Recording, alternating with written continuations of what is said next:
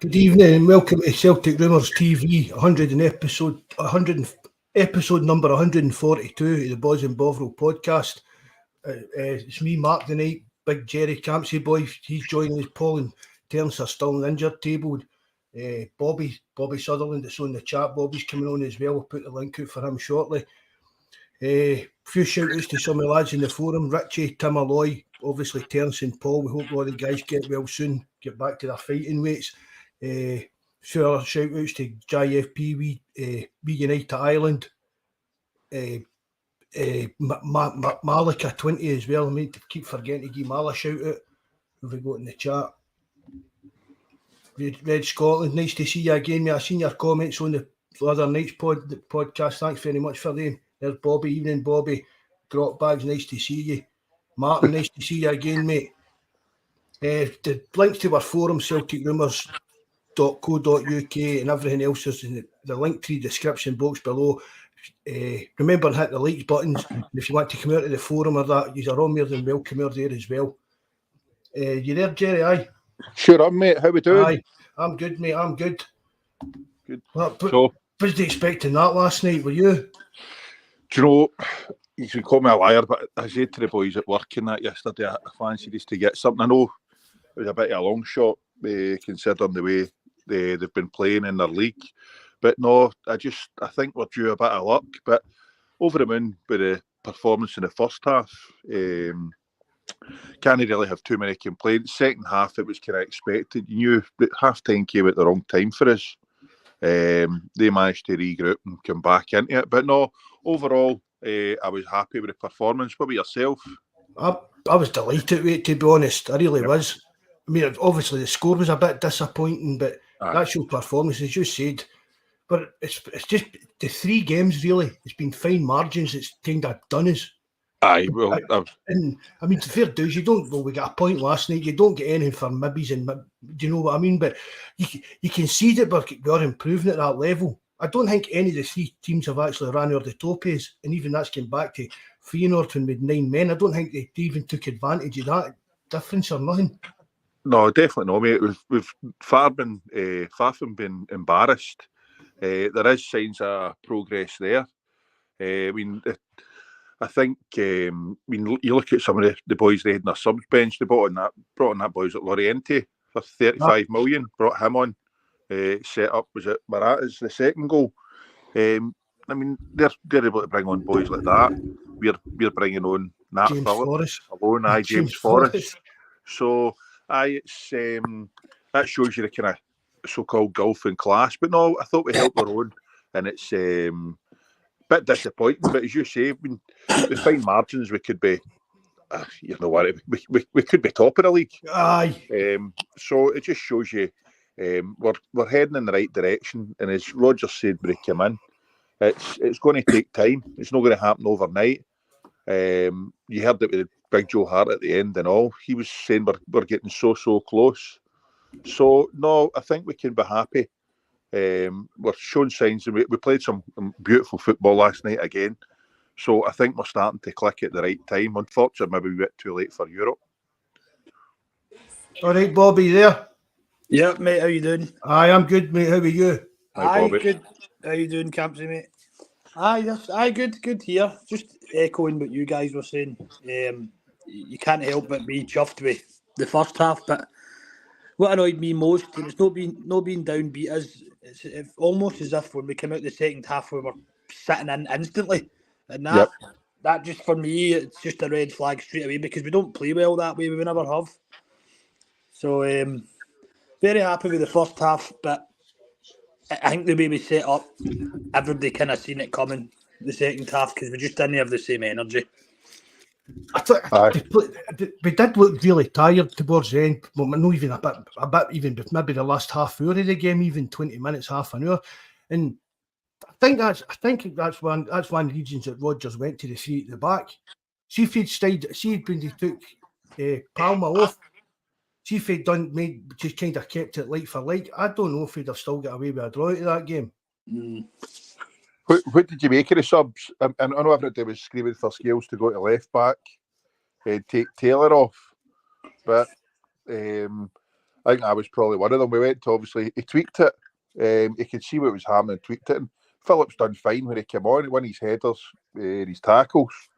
But I think everybody was expecting Taylor, once he got that booking, for him to come off. I thought that was maybe going to be an accident waiting to happen.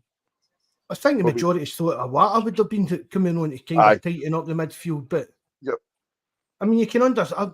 Probably people are saying, "Oh, I should have just went for it." They were down to 10 men, stuff like that. But I maybe Rodgers thought these guys are out on their feet. They've given me everything they've got. We've got too many players that are too tired out there. We'll just need to try and tighten this up and keep a hold of what we've got, in the hope that we do get like a kind of break out it.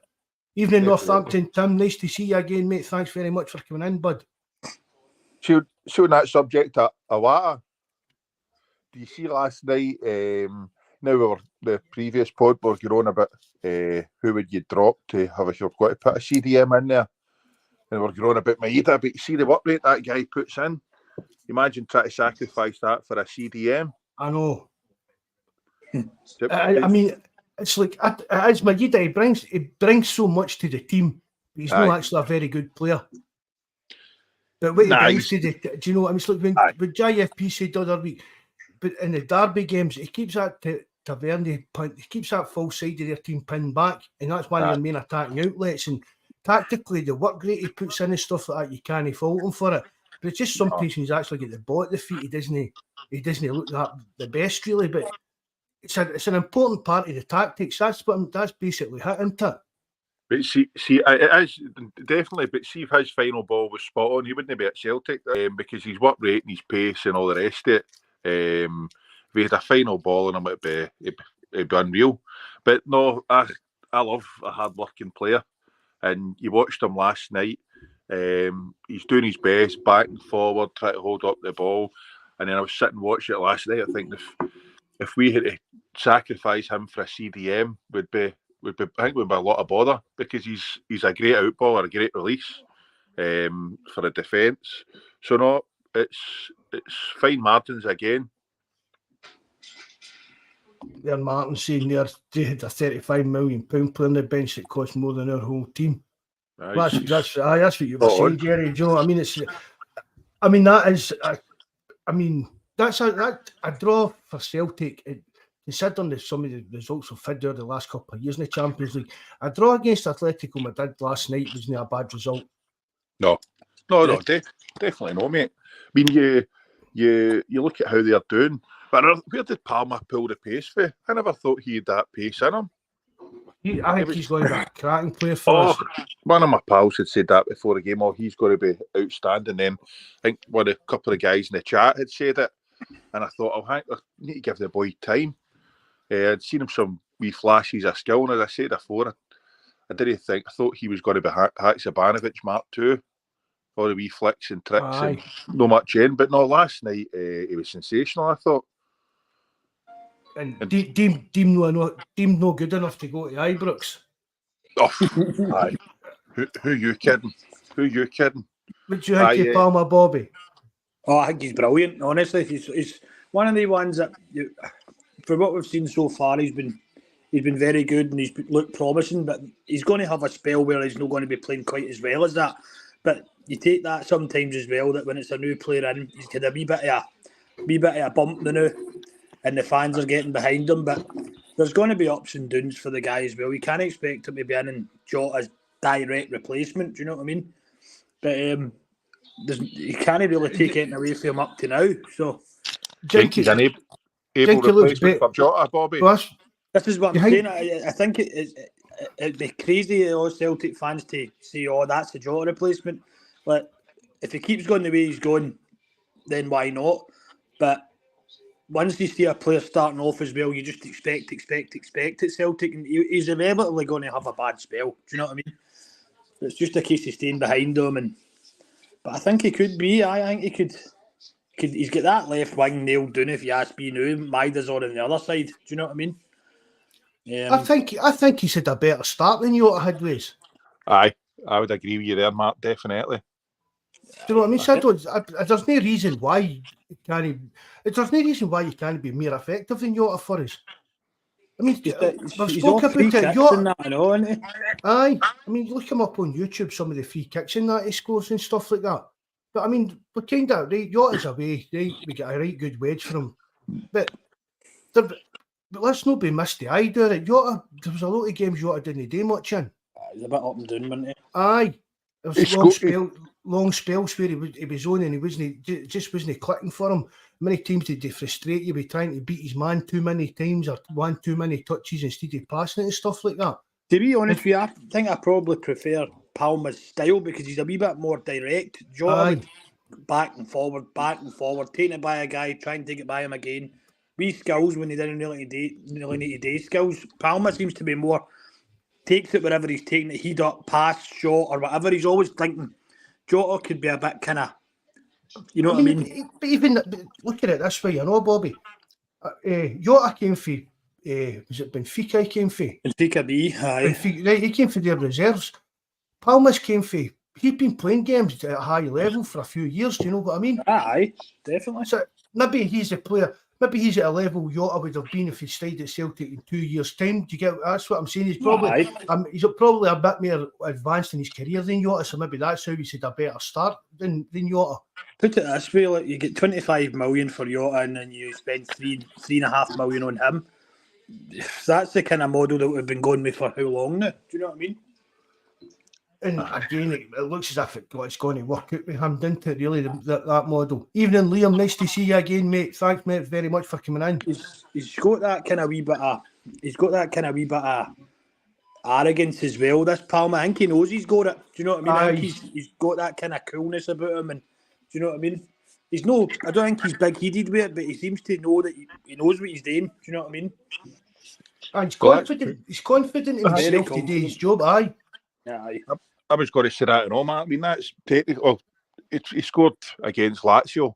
I'm still don't know how that was not included. And then he scored against Atletico Madrid. So with Jota, who is he scored in the big games when we need him. That's a sign of a good player. They turn up when you need them. I mean, some of the goals Jota got us in Europe against the other mob were fantastic. Last night, either side, Palmer done really, really well. Took his goal wonderful. It was a good out ball, good with the ball at his feet, confident, head up, looking for passes. So no, I think we're on to a winner, and I think that's going to be a model. buy, progress, and sell on. Whether it's going to help us in Europe's another thing. That's the only problem. That is the problem. Do you know that is like you watch that last night, Campsey and Mark. You watch that last night and you watch the first half and you think, God, this just kind of proves the doubters wrong that say we can't compete at that level. But I think the biggest problem you've got is look at the way O'Reilly played, look at the way this one played, look at the way that one played. It comes to next summer, maybe you lose 2 or 3 of the team they knew. How do you progress if you're going to have to replace them first? Do you know what I mean? We've had it before. We can't keep the teams together long enough to actually see their full potential. Because don't get me wrong, see anybody watching that last night and you're looking at like O'Reilly, I think from last season to this season, the difference in him's been phenomenal. And even for the pass into Kyogo, to have the awareness to do that was fantastic. Him and Kyogo have got a good wee wavelength going together, isn't they? Kyogo seem to have that natural. You just know. Do you know what I mean? It was a clever move for Kyogo to give the ball and keep going, and for Matt to see it. It's unreal. I mean, it's not an easy pass. That pass through to Kyogo, gets right through about 3 players. Do you know what I mean? Kyogo plays it onto him, then makes his run that he always makes. And I mean, you're cutting that ball through the box, and there's through quite a few bodies before it gets to Kyogo. Right. You know what I mean? But there's a lot of people that keep saying they expect O'Reilly to leave next summer and that, but I'm really not too sure. I mean, you've got to mind he left. He left Fulham? Didn't he play for 6 months or something? He was training for that MK Dons and then signed a contract with him. And see, I don't think he's like money driven or. See, like if say, I mean, don't get us wrong. We've said this before about players, but with Matt O'Reilly, the way he kind of had his career and that, do you think he's going to leave Celtic for like a low-level Premier League team just because they're going to give him X amount a week next summer? And there's a bigger Champions League. He's one of the main men at a club like Celtic and stuff like that. He's still a young boy. He's got years in front of him to go to chase money in big leagues and stuff like that. And I think because we've got Rodgers as well, he knows he's going to progress and improve under him. So I think if we win this league this season and draw that new format next season as well, that'll be a big factor in hopefully keeping players and obviously going after players, getting them in as well.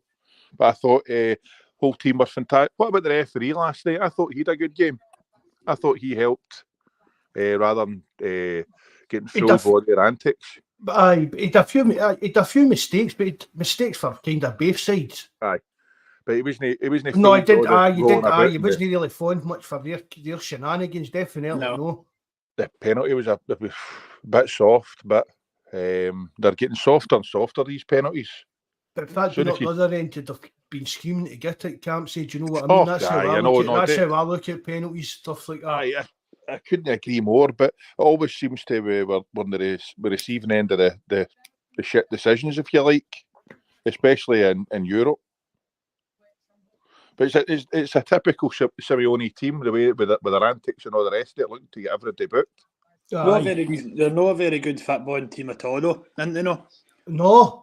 I don't really like. It's not the sort of football I like to watch anyway. I know they like to get dug in. Have always been defensive minded. They dig in and they're plucky enough, but it's not the sort of football I like to watch. Do you know what I mean? You've got all the dark arts and all. It's shit to watch. I mean, you look at some of the players you've got. That's what makes it even worse. Do you know what I mean? We see like Griezmann. That Griezmann's a fantastic player. Oh God, I know. And really, he scored the penalty, but I was expecting him to like torture your defence last night. Aye. Do you know what I mean? They players that were capable of coming and torturing your defence last night.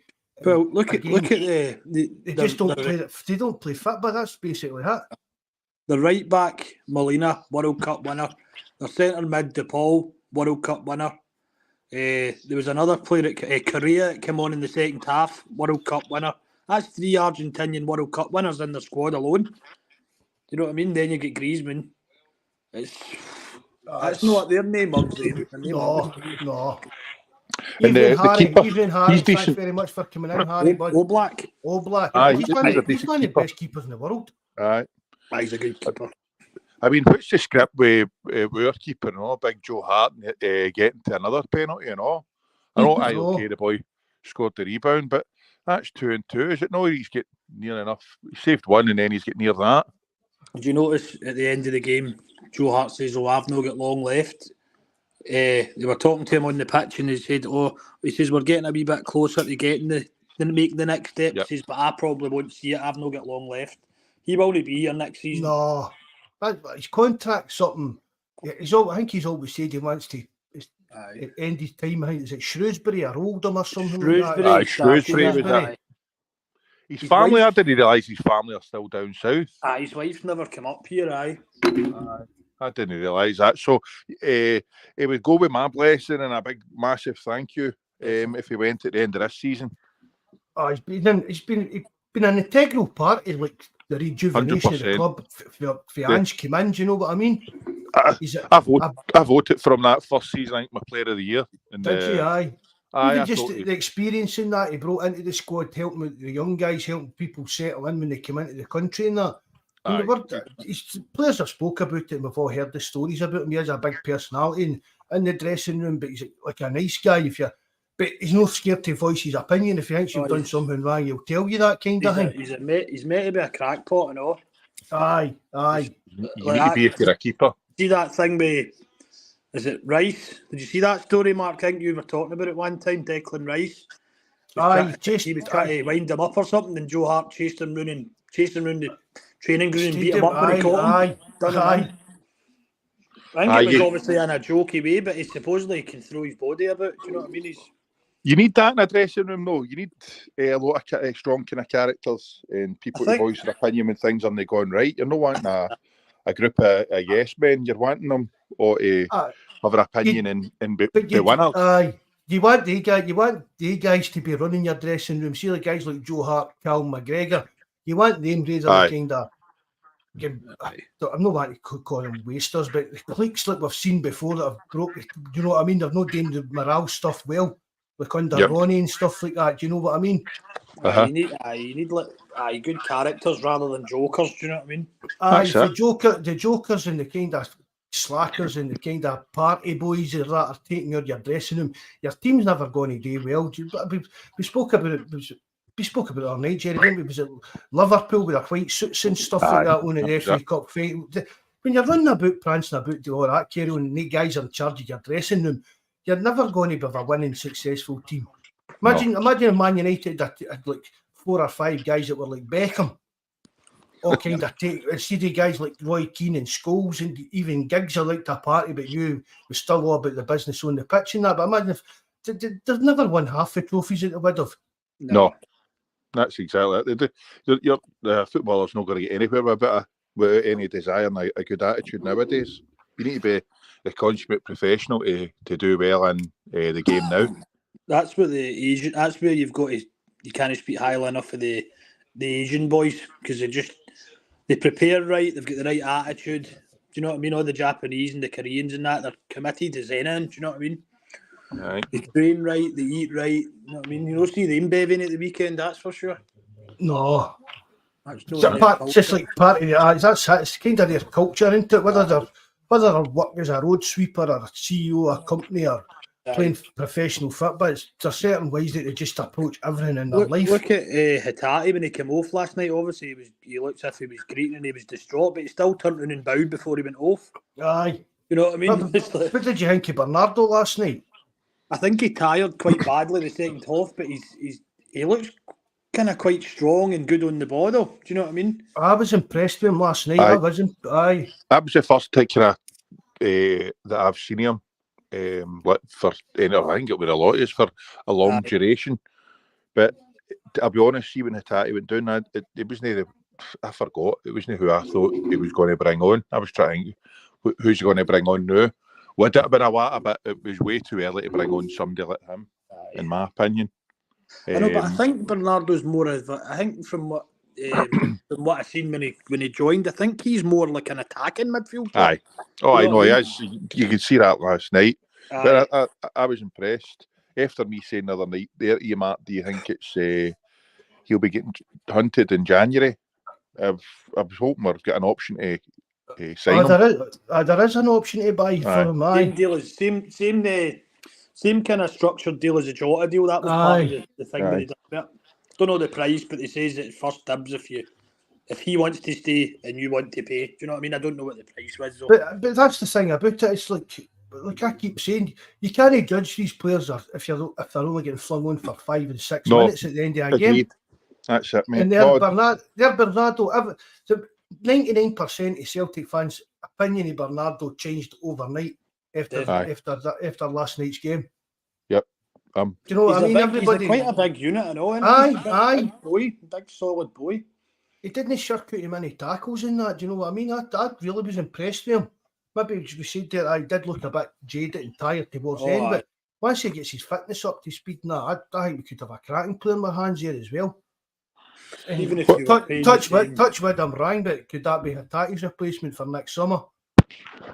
Could be. I don't know. I dread losing Hatate. I know obviously this season's been up and down, injury after injury, and through what I'm hearing, this could be just as bad an injury as he's had already this season, but I dread the day that we lose him, because I don't care what MD says on his days. He's an unbelievable football player. I like Hatate, Kobe as well. Makes it look so easy, doesn't he? Aye. But he's a bit nonchalant, I know. Do you know what I mean?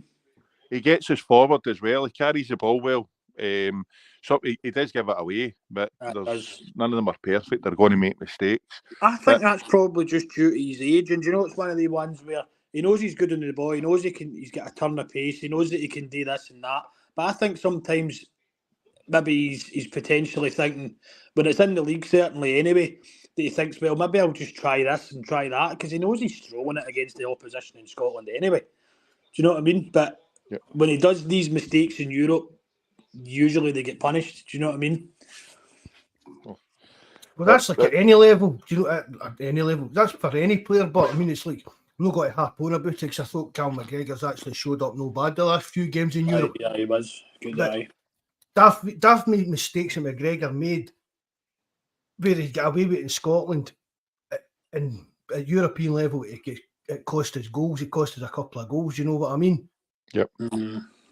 That's it. One slack pass in Europe you can get punished for. Whereas back in the league, as you say, we've got cover and players aren't as technical or as skillful or as quick. But no, in Europe, we're normally punished, and that's Hatate's major downside. It's some of the slack passing and the stupid balls he gives away, especially centre of the park. That's where you're going to get picked off and punished. But I wouldn't mind seeing more of that Bernardo now. No, definitely. If Hatate's got about for any length of time, then I think we've got somebody that's just ready to slot in. Do you think he starts on? Do you think he starts on Saturday then? He's got to. Do you think Bernardo? Definitely. Aye. Again, it's one of the ones for me. Like we spoke about with Scales, that jersey's his to lose now. Oh, I can't rave enough about Liam Scales, man. He's one of my favourite fucking players now, and I'm not exaggerating. It's just last night again. It just so composed, didn't it? Composed. Like, I don't know. Like, where Martin's saying I would punt Hatate. Great talent, but Champions League level his football brain isn't great, and Cal Mack isn't a defensive mid. Simple as. I don't know about the punt Hatate, but I definitely agree with you about the Cal Mack. Yeah. But again, I thought I can't pick out any faults that he made in the last few games for us. Whether it's a tweak to tactics or whatever it is, it seems to be working. And McGregor's no making mistakes that are costing us any goals or big chances against us or stuff like that. He's been doing all right for somebody's legs that have apparently went at the start of the season, eh? Aye. Well, heard the minute you did hear that about Scott Brown as well, wasn't it? His legs were going. Aye, I start every season. He's like, to be fair to Cal Mack, I'm probably one of his biggest fans and have been for a number of years. But at the start of the season, he was struggling. I wouldn't say his legs have went, but it was a couple of times. It was just one or two wee balls. You thought, I thought you'd have got that. However, now I think he's back up to full fitness. And I think he's flying. Aye. And he's my first name in that team sheet before anybody else. I'm sorry. He's a captain. I think he drives everybody forward. Nah, it's got to be McGregor, O'Reilly. They're the first two every time. Do you know what I mean? Especially at the moment. And the thing as well, I mean, I'm not saying it's a good thing that he's injured. I'm not meaning that by any stretch of the imagination. But if he's injured for a length of time, and Bernardo's coming in, mind what Holmes there as well. Do you know what I mean? So he'll get a lot more game time as well. So hopefully he'll kick on and shows what he can do. I was looking forward to seeing a lot of him when we signed him. So far, it's the wee clips we've seen. He looks a player, but we've not seen enough consistent play for him to get a right good look at him. Don't know if his confidence was shot a wee bit after that red card against Fire.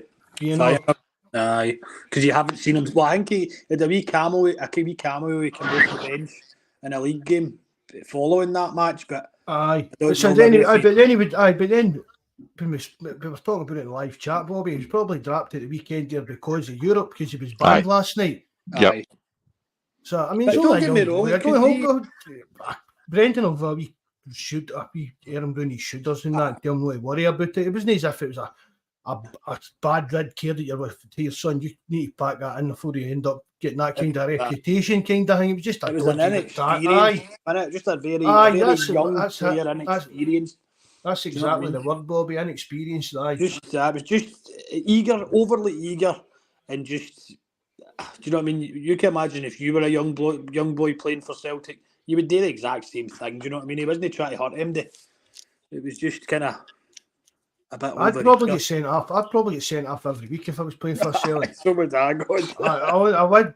I used to get sent off all the time when I was younger. Anyway, I got sent off a Monopoly card one day. That's what the ref pulled out. That's what the ref pulled out his pocket, a Monopoly card to send me off playing for the school one day. He must have been drunk. Just shows you the level of refereeing. They've even got yellow and red cards. Probably didn't have a yellow. It probably didn't have a yellow one. That's how he just sent me off. There's a couple of players you wouldn't let out the tunnel, but if you were playing for Celtic against them. See if I had to play against like that Chris Boyd, man, I'd have lamped him on site. 100%. Aye. So punched him off the team bus. Oh God. Where are we going to get round to talking about Taylor? What do you think? What about last night? What are we thinking? I know I'll tell you something. It wasn't his best, but I'm not blaming him for that second goal.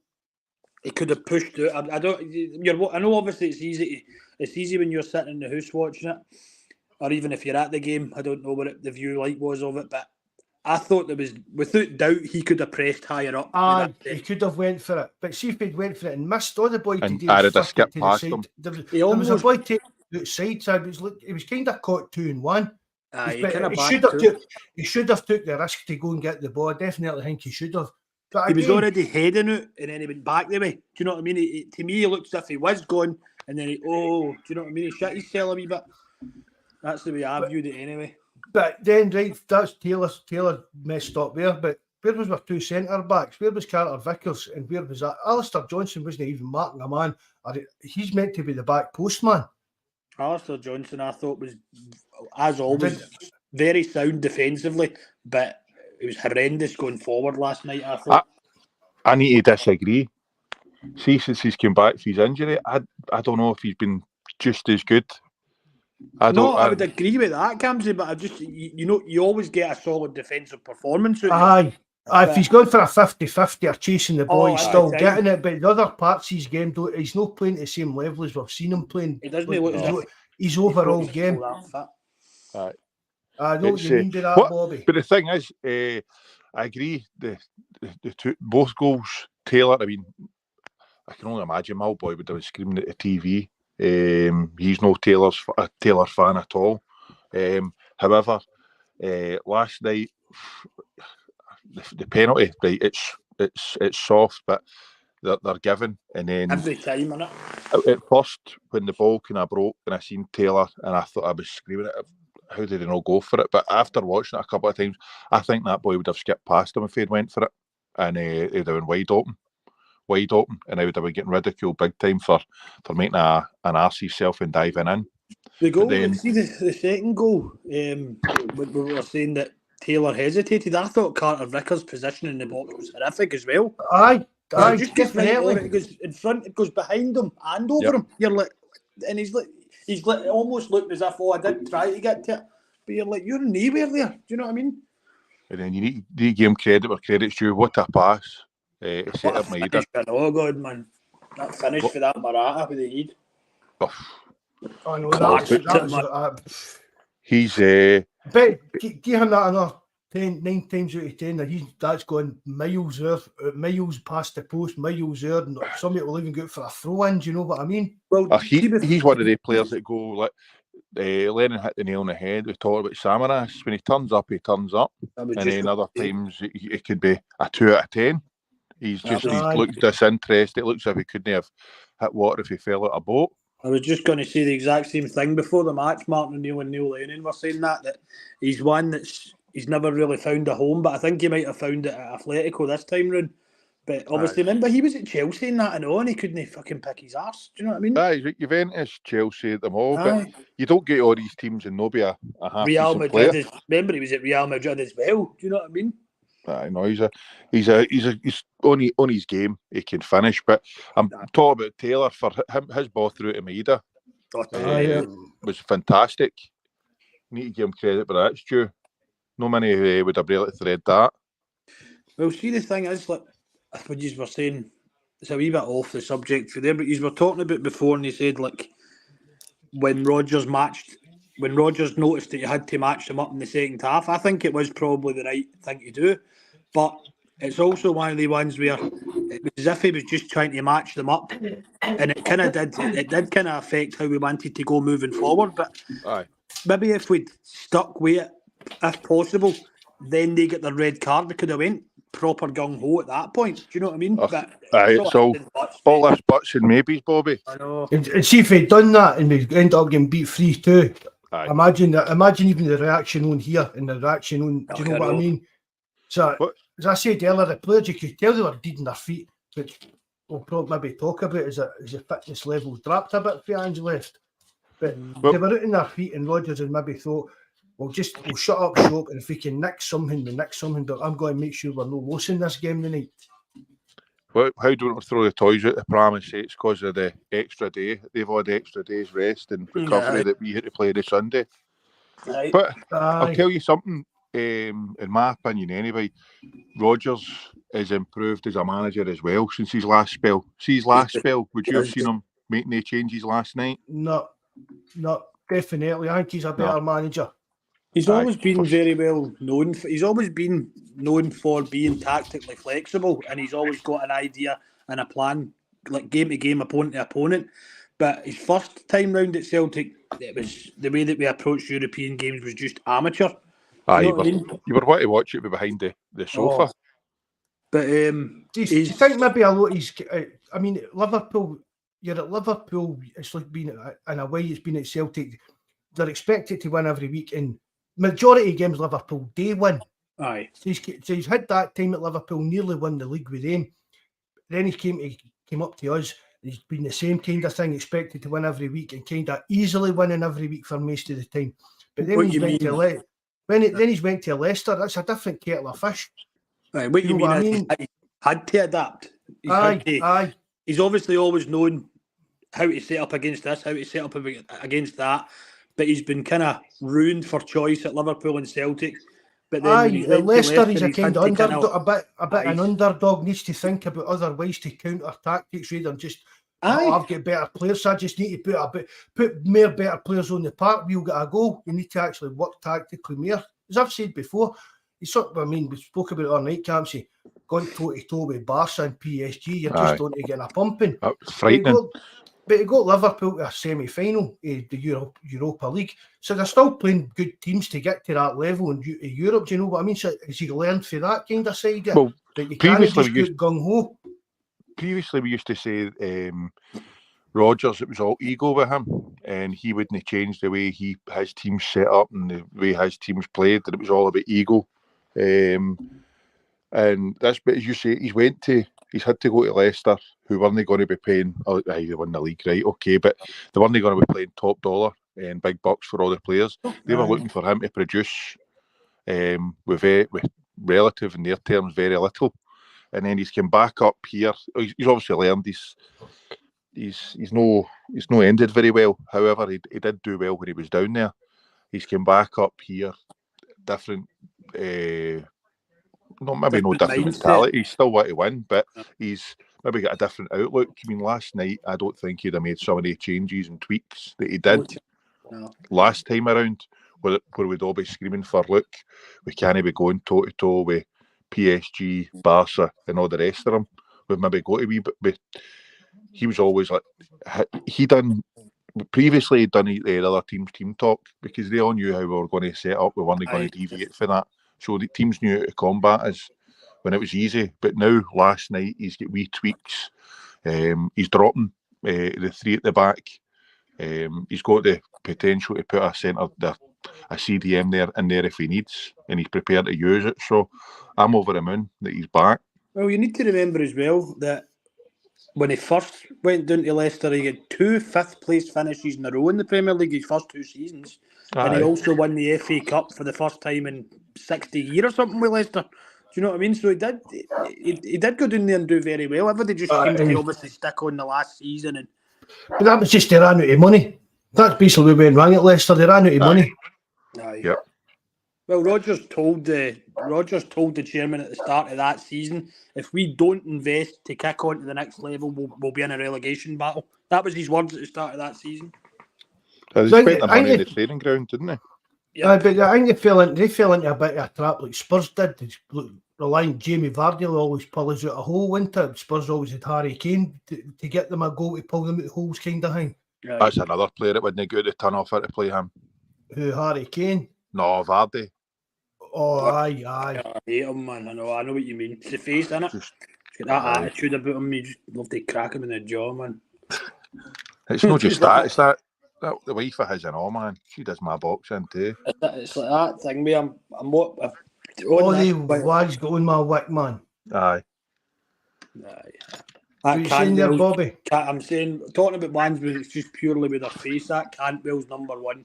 He's the hate picker for me, man. Oh, you ain't balking. I was going to say, Paul's away looking for style his hair like Cantwell. Evening, Joseph. Thanks very much for coming in again, mate. Nice to see you. I've got some I don't agree with all the subs put on for me. Wrong. Phillips sent him back down the road. Should have been Yang Awata. That was Celtic styles attack as Lisbon Lions did. And all Scottish players. But see if this is the thing. See if we went gung ho last night and get beat, there would have been everything going off their head today. I had a couple of my pals who saying they wanted on, but what's he done? I thought we done well. I thought Rodgers. I couldn't really blame it. In my opinion, I thought he got his subs right. Do you know who we were crying out for last night? Giakoumakis. I know, but he's gone. There's nothing we can do. That was a big. Well, they're about Martin saying there. Oh, there, I've put that off. Martin saying there, guys, you think we need to go for a better, bigger striker to come on and give Outball who's better than O's level at the moment. I'm not getting into it, man. I'm not getting into it because he scored again last night and fair do to him, but I want us to sign a striker. Kyogo's, for me, just not a good enough out-and-out goal striker, poacher, whatever you want to call it for us. He'll score goals, but I would love to see him playing as a partner up front. Somebody said to me that, I don't know if it's true, I mean, some of my pals are half-wits, but somebody had said to me, see, before we signed Kyogo, I was playing a left wing, left mid for his That's team. correct. No, that's correct. He was a left winger, Aye. Surely no. I thought he was honking when we had him out there. Left wing, only left wing in all camps. Only left wing. That's what he played. Left wing, sometimes cam. Do you know what I mean? Never a striker. I looked up the other night camps when we were doing this, and he missed these games there in Japan. He was playing the left wing or left midfield. It's frightening, isn't it? Left midfield or attacking mid. I think it's something like 80% of his games left wing or left mid, and the other kind of just behind the striker. Never a striker till he came to Celtic. Well, thanks very much for that. Thanks very much for that, Ed Scotland. That's really nice of you to say that, mate. Thanks very much. Cheers. For the goal return for somebody to play left mid, left wing, is frightening. But it just reiterates the fact if you're saying he was an attacking midfielder and all, I thought he'd be better served one back. But it's just he likes to play in the shoulder. That's how I'm thinking. He's no like obviously if he's a winger, he'll be playing in the shoulder. Some of the runs he makes is fantastic, and a couple of times he's made runs, and you'd have thought a cleverer player on the ball would have spotted these runs. If that makes sense to you, sometimes you can get players that are making the right runs, but it's the wrong person that's on the ball. But sometimes you've seen players on the ball putting balls through that players should have, or a clever, more intelligent player would have latched onto. But I think he's got a great wee footballing brain. But he was walking off last night, and you look at him, he's bowled at the side of a fiver.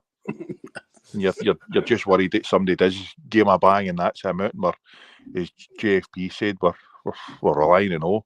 The thing is with O as well, like you don't want to be too hard on the guy because, truth be told, he's hardly had a chance.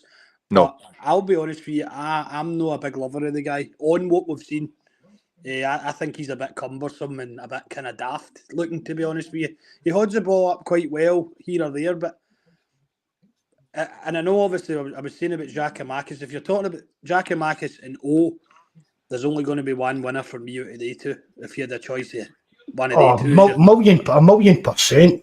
Do you know what Definitely, I mean? aye. Oh, every time. I couldn't agree more, boys. Yeah. It's Giakoumakis every day just for the song. That's I'm gutted about. We're not getting to sing his song anymore.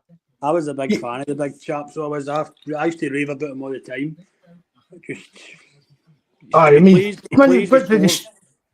What was it? He scored 11 goals with 11 touches. Wasn't it? First touches. Did you see his header against the Republic? I know. That was a throwback. That was a belter. A typical centre forward goal. The thing is, he's left foot, right foot, header. The thing is, it's one of the natural instinct strikers. He gets that opening or just a glimpse of goal, bang. There's no 1, 2, then shoot. He just turns and fucking wallops it. Do you know what I mean? Can you imagine when Giakoumakis got to Ange and saying he was looking to be playing more? You imagine Ange's response with him? It'd have been different, I think, if it was if he had to go and chat Rodgers' door. I think he's a bit more open and he'd explain it a bit better to him. Kyogo was Ange's boy, so aye. Sorry, Bobby 1962. Sorry, just noticed you're there, mate. Thanks very much for coming in again, pal. Great to see you. There's reason why he looked rotten at left wing is Eddie's head to go. Now imagine a big guy winning the ball there and Kyogo and Maeda running through and goal. See, that's my thing about it as well. With Kyogo, it's like we put all these crosses into the box and as well cross them into turns. Do you know what I mean? Aye. Oh, definitely. Aye. Honestly, I would like to see Kyogo either play back a bit as like your number 10 kind of role, or there'd be like somebody else up front beside him in a 2. But I don't think any of the two of them's going to hurt him. But why not give him a run at left wing then? I mean, we've seen him being moved to the wing a couple of times, and Maeda's been playing through the middle.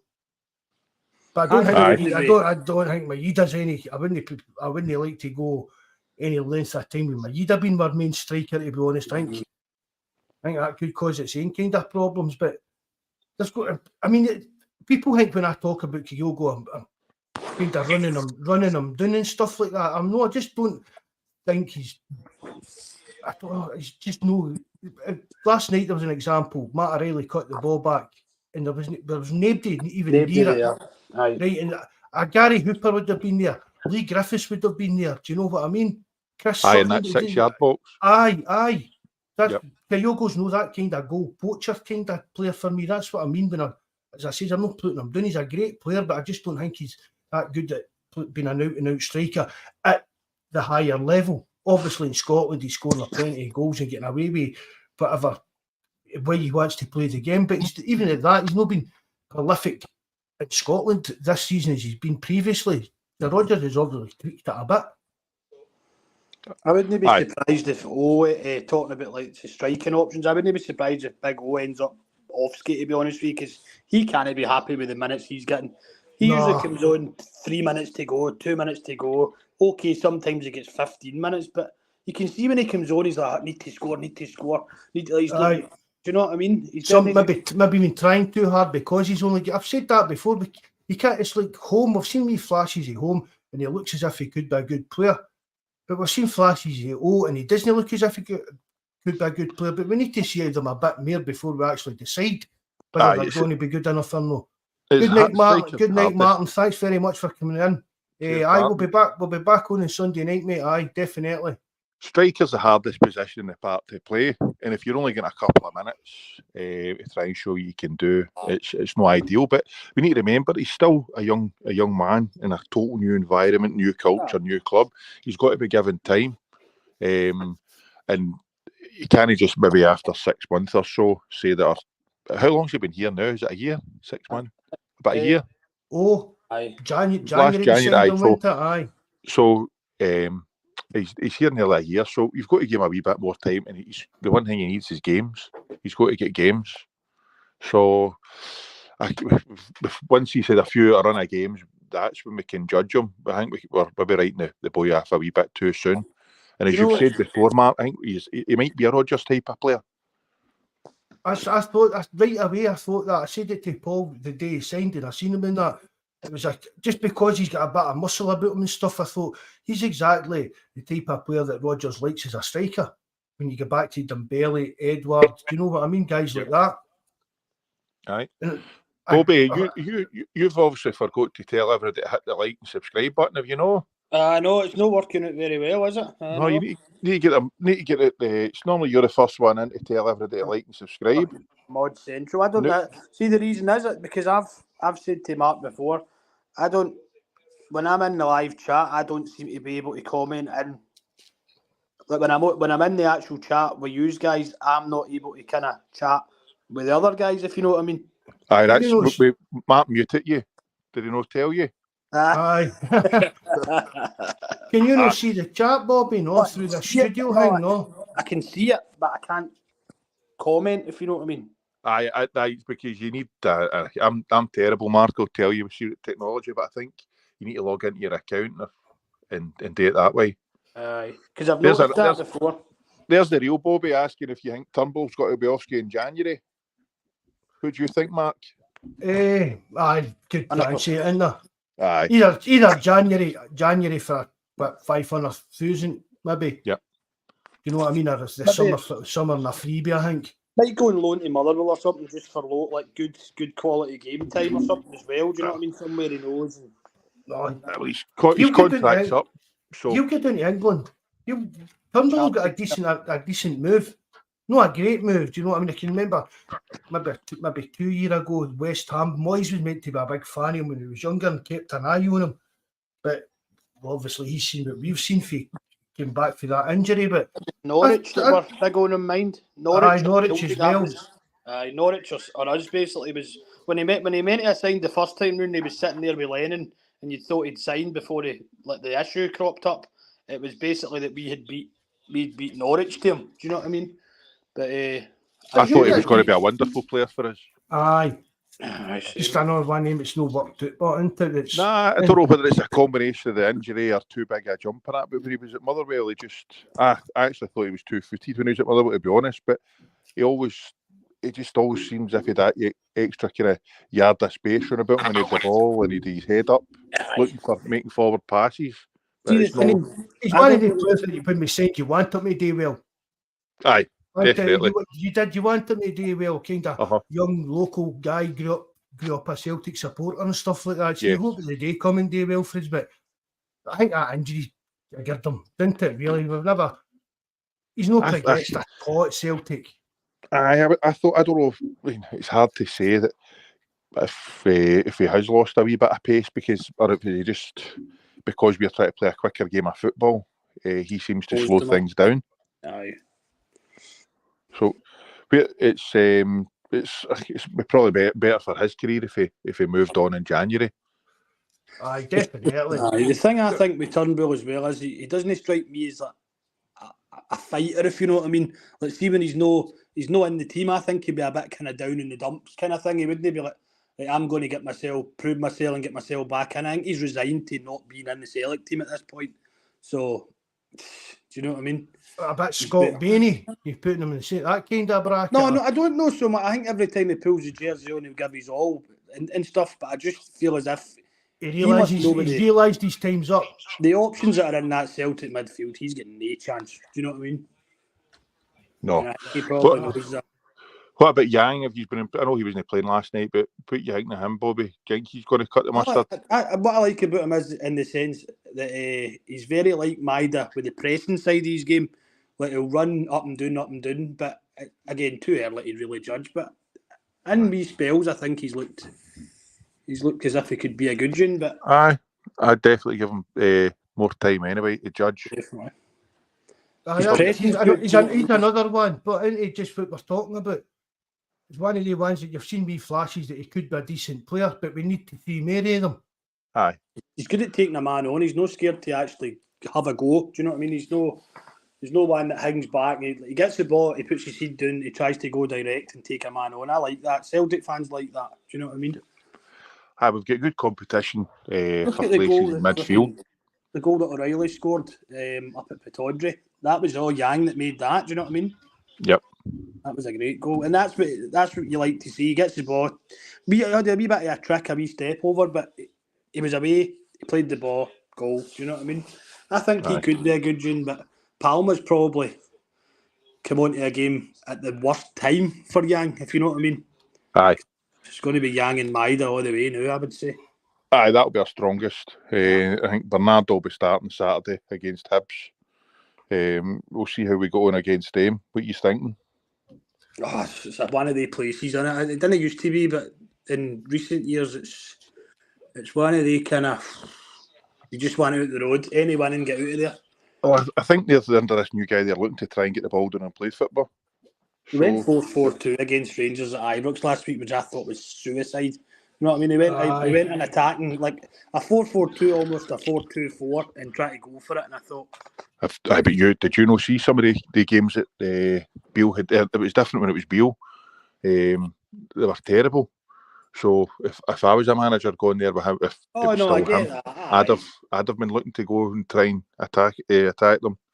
Thanks very much for that, Bobby. That's really nice of you to say that, mate. Thanks very much. Cheers. No, you, Bobby. Bobby 1690. I was going to say Bobby 1690 there. Sorry. Mark, you've been hanging about the Jabba. I get what you're saying, though, Campsy. That it's like you're going to have a go at Rangers at that point, but 9 times out of 10, you're not going to set up a 4-4-2 as the Hibs manager at Ibrox, are you? See, another thing we just looked last night in the last few games. It's good to see the old Scottish teams the way we used to play, but we're playing a more European style, if that makes sense. When we're getting the ball down, trying to knock it about. We're obviously doing it under Ange as well, but it's brilliant to watch. Rather than going back to the old days, lumping the ball forward, try to get the ball down, make passes, even in tight spaces. They're not looking to just hoof it. We don't look as if we're phased by playing in the tight spaces in the 1-2, and we seem to play nice triangles, quick give and go. And as you say, there's still how many teams in Scotland still? It's a big lump. Do you know what I mean? No, it's brilliant. I love watching that. Obviously, now and then when the ball's back at Joe Hart's feet, man, you're cringing, you're shouting, just hoof it, kick it anyway you're facing, get it away. But it was good to watch last night. He's done no bad. He's done no bad at it the last playing with the ball at the feet. Joe Hart, really, to be honest. Hey, you see him. He's one of the guys you can imagine him. Even at his age, he'd still be out in the training ground, doing extra sessions, try to improve and try to work away, and get his feet going. So, all hats credit to the big man. You can't. Nobody can knock him. Everybody was hoping to maybe get replaced in the summer there, but he's. I think he started this season first class. I think he's been brilliant. He's done a couple of decent saves as well. Aye, some very decent saves this season. Whereas everybody, but including me, I thought he'd been off the cliff. Do you know what I mean? I say before that he came to us. No. Last season with us. All right. You know what I mean? Good night, Northampton. Tim, thanks very much for coming in, mate. I compared it to McGregor. McGregor was a great keeper for him, but it wasn't even he get progressively worse. He just went right off the cliff, and I thought that's what happened to Hart. Whether it's Rodgers coming in, he had a wee bit of a ropey start, but he wasn't the only one. We spoke about Cal Mack being a wee bit dodgy earlier on the season. Hart, for me, again, came on to a decent enough game for us. And he's always going to have a mistake in him playing the ball at his feet stuff, but for me, he's playing a hell of a lot better than he did for long spells of last season. Listen, there's one thing that no player can stop, and that's Father Time. Unfortunately, when it catches them. There's nothing they can do. It shows over, but considering his age and what he's done in his career, he's the ideal guy to have at least in your squad. Never mind when about your team. You'd be hoping that all his good attributes are kind of rubbing off in the younger players, and they're seeing how somebody like him prepares for their game and trains and all the rest of it and lives their life. They're right professional. No, that's what I was I mean, you see pictures of me. He used to like a night out when he was younger and stuff like that, but I mean, didn't we all? But for me, Joe Hart, what we're saying here, what's the type of guy you want young players to learn from? Aye, I seen the highlights. I don't know what to go on about them, but with David Marshall for Hibs against them, and I think back in the day he did get down to a couple of their goals, and you're looking last night, thinking. Or not just last night, the last few weeks.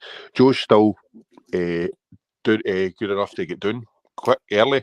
He gets down early still. He's still agile enough. So no, hopefully this is his last season as our number one. I'd still like to see him just stick around. But that's exactly what I've just got to ask the two of you that. Would you, if Hart was happy enough to sign even a year's deal next year and be number 2 to whoever the new keeper's going to be, would you be happy with that? 100%.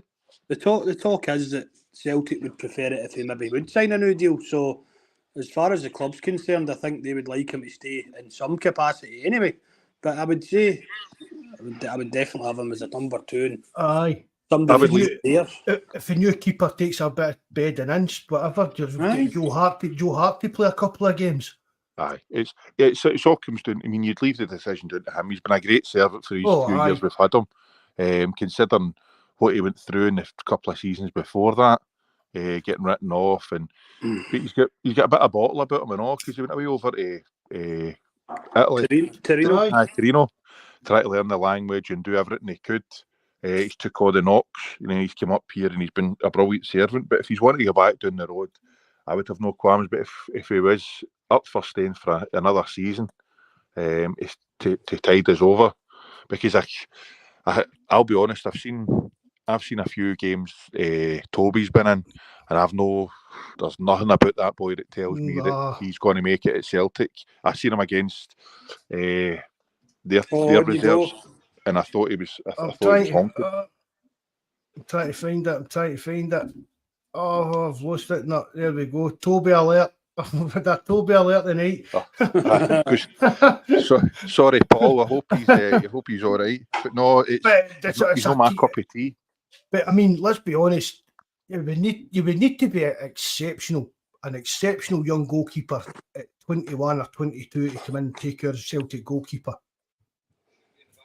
Oh, don't I mean, we're talking. I mean, it's like we're talking about Joe Hart right there. He showed his mental toughness over his career and the balls to do this and do that. But it takes a certain kind of character to be a goalkeeper. But it takes a hell of a certain type of character to be a goalkeeper at like Celtic or even Rangers. Do you know what I mean? I imagine when one at a young age, even they had, you said about McGregor, they had him for years. They had to loan him out. He was a fair age before he went back there to be the number 1. I just off the top of my head, I'm sure he must have been about 26 or 27 before he got the number 1 jersey there. 24, 25 anyway, because he was in loan at somebody in the league. I can't even remember who it was. He was in loan in the league, and I thought, he's a fair age to be out in loan. Was it St Johnston? What was it, St Johnston? Might have been, mate. I couldn't recall. But it just shows you how good look at that keeper it's in for PSG. He was 16 or 17. He was in the Milan first team. Donnarumma. Aye, Donnarumma. Just take him with him when Hart goes. Aye. Yep.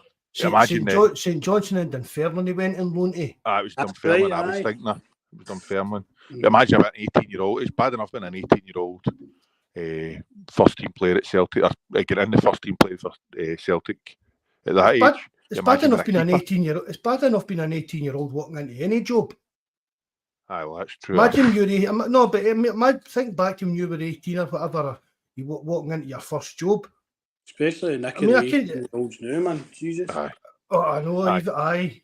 I'm only glad they never had these camera phones and all that when we were younger. That was a good thing at 18. But I mean, back in the day, I went in and met all these big hairy ass welders, man. They ripped the actual hole out of me. Do you know what I mean? Is that in the crutches? No, but it was just part of it. I used to get him and say to my dad made me my dad, you'll learn, just keep your mouth shut and that. Do you know what I mean? You can't look at youngsters the wrong way now. Their apprentices, you can't even say anything to them. Or they go running. You're into all sorts of bother. But no, I couldn't imagine being a football player at 18. The pressure and all the rest of it. It would be. Wouldn't mind trying it right enough, but it wouldn't be for me, mate. No. 18-year-old playing for Celtic, all the money in the bank, man. You fucking pissed up all the time, man. All that pressure on you. Do you know what I mean? Well, that's it's not even that. It's like you're walking down the street and it's either half the country loves you, nor half the country hates you. Do you know what I mean? And that's for me. That's one of the biggest things between like the teams in Scotland. The goal. Jockney Sparrow in the thing, me Mark. Look, aye. Evening, Jockney. Nice to see you again, mate. Thanks very much for coming in. Mark, I'll need to shoot for 20 minutes. All right. Aye, Bobby, you staying on, Bobby? I can stay till about 8 anyway. Aye. Right, stay till Jabber comes back in. Aye. Right, good man. Cheers, right, buddy. Jabber. Catch you later. Right, no bother, mate. Bye. Hey, I might look like Jabber with the size, mate, but I'm not. Can't say Jerry. I tried to say Jerry, man. He's a resident monkey at Kids Zone. He's one of us. He's all right. Right, see you shortly, guys. Bye-bye. Right, no bother. Bye. Johnny's been in a few times, Bobby. I know, I've seen him. I've just only know, but I was usually here all the time. I missed the last couple for a number of reasons, but I've seen it a couple of times that I've maybe just been doing the modding. I've seen him in the chat. Do you know what I mean? You can't even go put your link up, can you? No, that's what I'm saying. I don't know why is that I can't go in and comment while I'm in this. Is that? I don't know. I'll look into it, bud. Right. Okay, I'm not exactly very computer savvy either, mate. Should have been able to do that. So, what do you think for the weekend then? Oh, I never think anything but Celtic winning because that's just the mentality. But I don't think it's going to be a stroll. I don't know. There's potential there that it could be because the way that we're starting to play currently, you could go out there and bang 2 or 3 goals in quite early on, then the pressure's off, Mark. But it's one of the places that if you let them kind of get the fans up, it can be a long afternoon. It's the same old, isn't it? If you can get a quick goal. I mean, that's a different. Their Tynecastle last week, the quick goal. See, as soon as that goal went in, you knew Celtic's winning that game. I hate going to Tynecastle. Aye. It's just one of the ones, I mean, and it's the way it should be because you shouldn't turn up and just blow every team away. But I've always hated going to Pittodrie. I've always hated going to Tynecastle. And recently, other than when Ange came in, we started winning at Easter Road again. I've always hated going there as well. It's just, there's 3 places that you just want to get in, get the win. Livingston's like that for me. Livingston's like that too, aye. That's maybe worse than these 3, by the way. Aye, because it's just that pitch. That pitch is just, you're just rolling a dice to hope that you know what I mean? Mark, you want to, as I say, any away game, and you always say to yourself, get in, get the points and just get out of Dodge. Do you know what I mean? Just aye. Anyone will do. Get the 3 points back down the road. Do you know what I mean? No, I'm quite confident about is it Saturday or Sunday we play Sunday? Saturday at 3. Saturday at 3. I'm quite confident we'll go up there and beat them. Aye, it's not so mad, but I don't like to be too cocky with it. Aye. Because there's always potentially a slow start. Or if you play the way we've been playing the new, and obviously you need to take in take last night into consideration. The players could be gubbed for that. Do you know what I mean? Oh, that's a European hangover fucking excuse again, man. No way. I hate that stuff, Bobby, man. So they are, but it's out there, innit? It's the players are going to say it, and it's like, we don't want to use it as an excuse, but do you know what I mean? It's always there for them to use. With a tough game, midweek and stuff like that. Well, listen, I'm the same as you. I don't like it to be thingied, but you know that if it needs to be used as an excuse, it can be. Do you know what I mean? No, I mean, I spoke about. I don't know if you put your tuppence in worth on it. What do you think the chances is going to the league season like undefeated? I have seen you mention it on the Discord or on the. Just a few people have spoke about it. No, I mean it's good to get other people's opinions on it. It'll be a big ask. That's what I say. It's a big ask. But I think with the squad we've got, the way we've started playing now, and with Brendan running the show, do you know what I mean? I think there's a good chance. If we could put it this way, I think it's probably still too early to be talking like that. But if we can get to Celtic Park at Christmas at home to them, and we're still, then I would say so. Why? Because I mean, you're only what 9 or 10 games into the season now. Get to the Old Firm. Well, get to the Glasgow Derby game at Celtic Park at Christmas. Win that, then anything's possible. But that's us, Bobby. We're coming through. We're calling our sticky period. Good night, Jockney. Catch you later, mate. Thanks again for coming in. I can't believe the games that we played. I know. When you look at it, we've been to Ibrox, we've been to Tynecastle, we've been to Pittodrie, we've been to Fir Park, we've been to Livingston, I know, haven't we? We've been to, out of the first 10 games, we were 6 away. And that's us we're sitting 7 points clear at the top. So, as I said, it's going to be a big ask for us to go through the full season undefeated. But we've got a good I definitely think there's a chance. But for what we've done, there was meant to be a defensive crisis. We went to Ibrox. We were dreading that. Let's not kid ourselves. We were dreading that. We went in there I keep calling him John Scales. I keep doing that. We went in there with Liam Scales, and I mean, we both said it. Everybody said it. He's blew every Celtic fan away this season, so he has Scales. You know what I think so good about him? And I every time that we talk about Liam Scales or I talk about somebody else regarding Liam Scales, I think the thing that I like mostly about it is that the best teams these days have a left foot at centre back and a right foot at centre back because it provides a good balance. Do you know what I mean? Aye. And, the way that he's been in and the way that he's played has been tremendous, and I can't think me enough that I really like the idea of left foot at centre back, right foot at centre back. It just works a lot better. Do you know what I mean? Aye. A right foot. Look at Starfelt, Mark. You know what I mean? When Starfelt, I thought he was a good player for Celtic, but when he had these problems, it was because that's what it was. Aye, you know what I mean? That's exactly what it was. I mean, when Carter Vickers went out for a couple of games last season, and Starfelt moved out to the right. He looked a more solid player. Yep. Joseph saying, do you think Angie's teams were fitter than the Brendan Rodgers team? See, somebody said that, maybe me last night, was it? Maybe in the live chat. Maybe when we started tiring, would an Ange team have tired as much? I think they would. I mean, we're kind of nitpicking, I know, but because look at it this way, Mark. Like your player, so apart from maybe like them at Ibrox or even a Celtic Rangers game at Celtic Park, there's no any teams really within Scotland that will make you run and make you defend as much as these teams in Europe do. So, you know what I mean? Being the fitness-wise in Scotland, I think we're fine every single game. You go for 90 minutes. But you look at the second half last night, we were gubbed after 45 minutes. That's to do with who you're playing, not so much fitness overall. Do you know what I mean? Aye. Scaldini. That's a belter. And evening, Greg. Nice to see you again, bud. Scaldini. But let's be honest. I mean, how much would this is a bit just an assumptionist or whatever you want to say. But how much would you expect if Celtic went out and signed a player at Liam Scales? What we've seen of Liam Scales, how much do you think it would have cost? 10 million, probably. Easy when you honestly.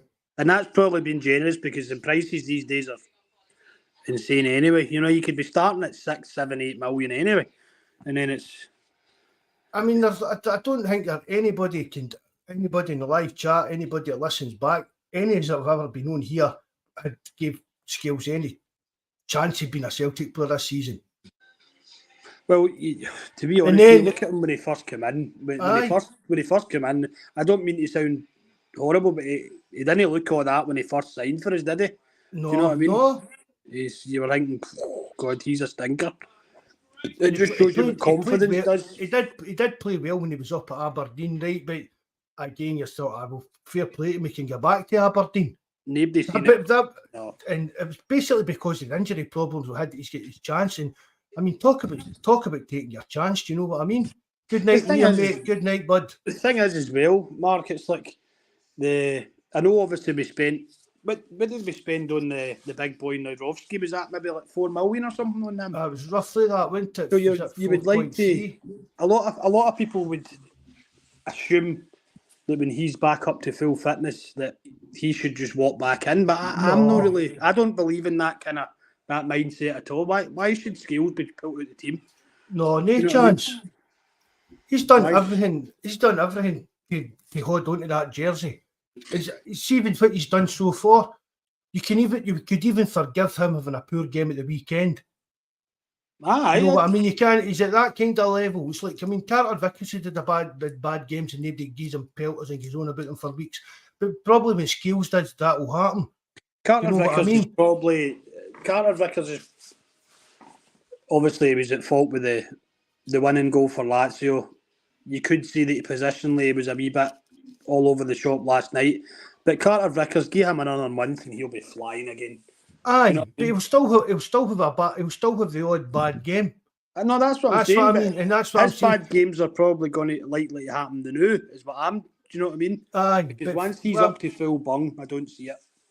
What I'm trying to say is, like Carter Vickers, he'll still have the odd bad game, and it'll just be kind of forgot about. For me, Scales is at that level already. If Scales has a bad game at the weekend, it's not the end of the world. Just get over it and move on. I would agree about it.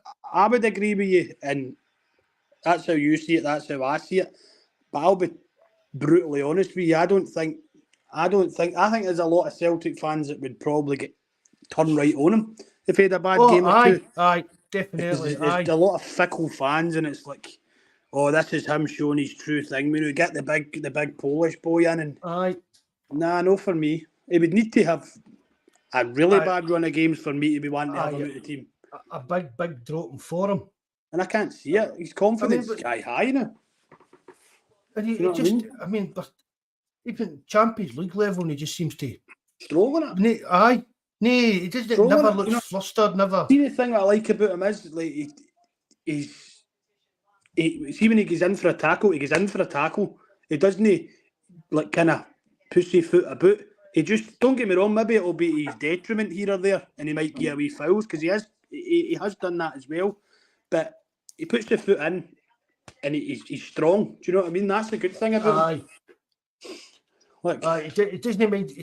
Even something like when he's going for clearances and that, it's like he just goes for it.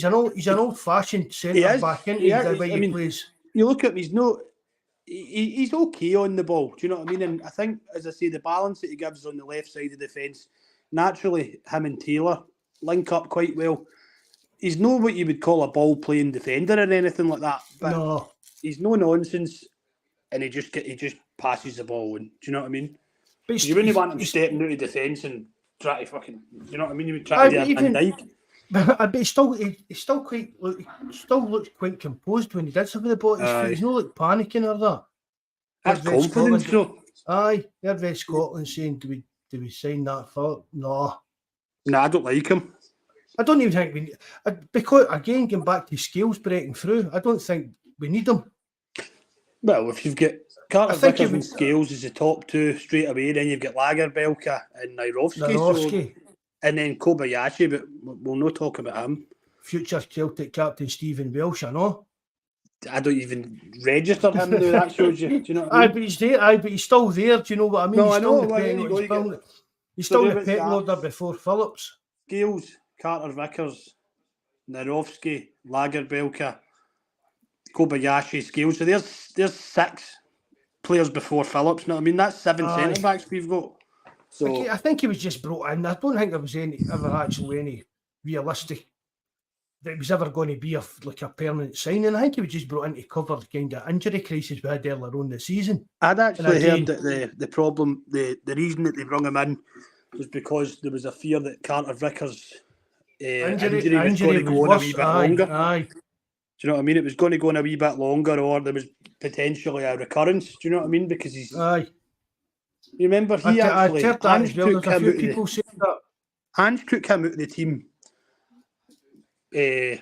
When was it? Was it the semi-final? As soon as we won the league, wasn't it? Was it? Aye, I think it was after we beat them in the semi-final, was it? Aye. It says that's him. That's him. He's gone for his operation. He's been wrapped in cotton wool for the summer, and then he's come back and got another injury. So that's not always a good sign, Mark. Do you know what I mean? That's aye. And I think it was the same thing, wasn't it? Let's carry on with Kyogo's shoulder, but we need to get that sorted out as well. Again, it just shows you the player power aspect of it, because Ange was talking about that the start of last season, saying that if it was down to him, he'd be going under the knife to get it mended properly. But he spoke to Kyogo, and Kyogo feels that he can manage it. But you can only manage something like that for so long. Do you know what I mean? It was like, was it the Derby game?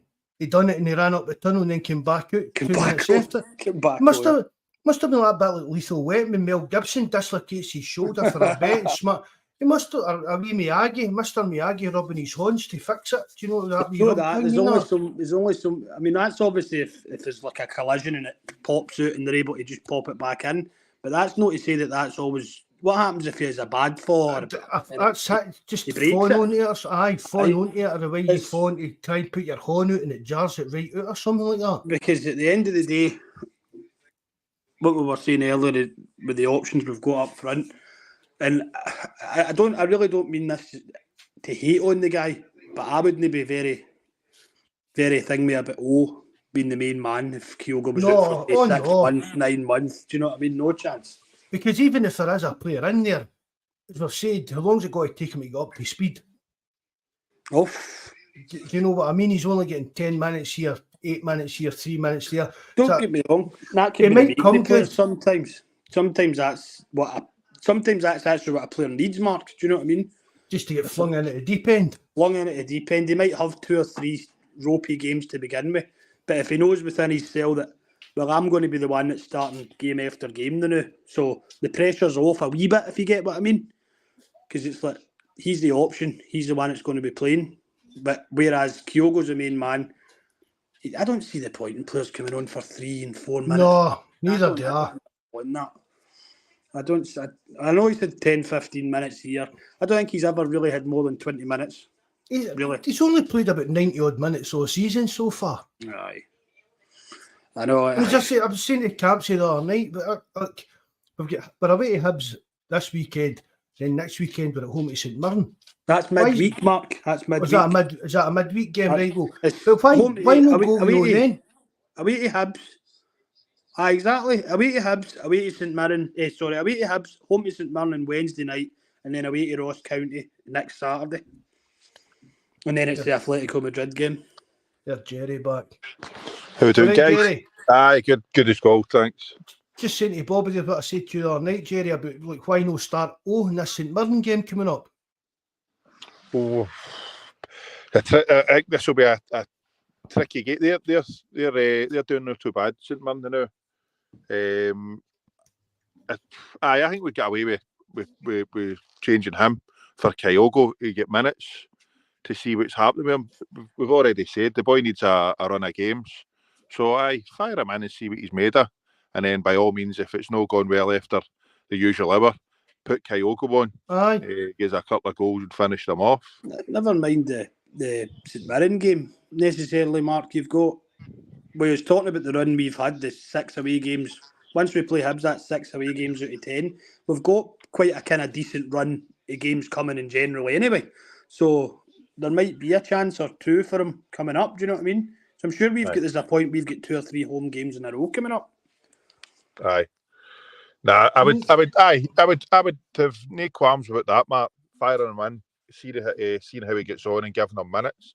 the squad's bloated, so the players that he's wanting to have a look at, he's going to need to formulate a plan of getting them minutes to get a view and see how they're going, because they can look wonderful in training or terrible in training, but they're going to need the minutes on the part to show what they can do.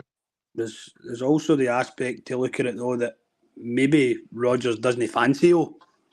You've got to look at that. It might be that. Do you know what I mean? It's like fancy him. Aye. Look at it this way, right? I know Kyogo's. He's the main man. He's the goal scorer. He's the one that's got that position nailed down. But you look at Yang was getting a chance in the wing. Palmer's had a chance in the wing. Midas had a chance in the wing. The central midfield options sometimes change about.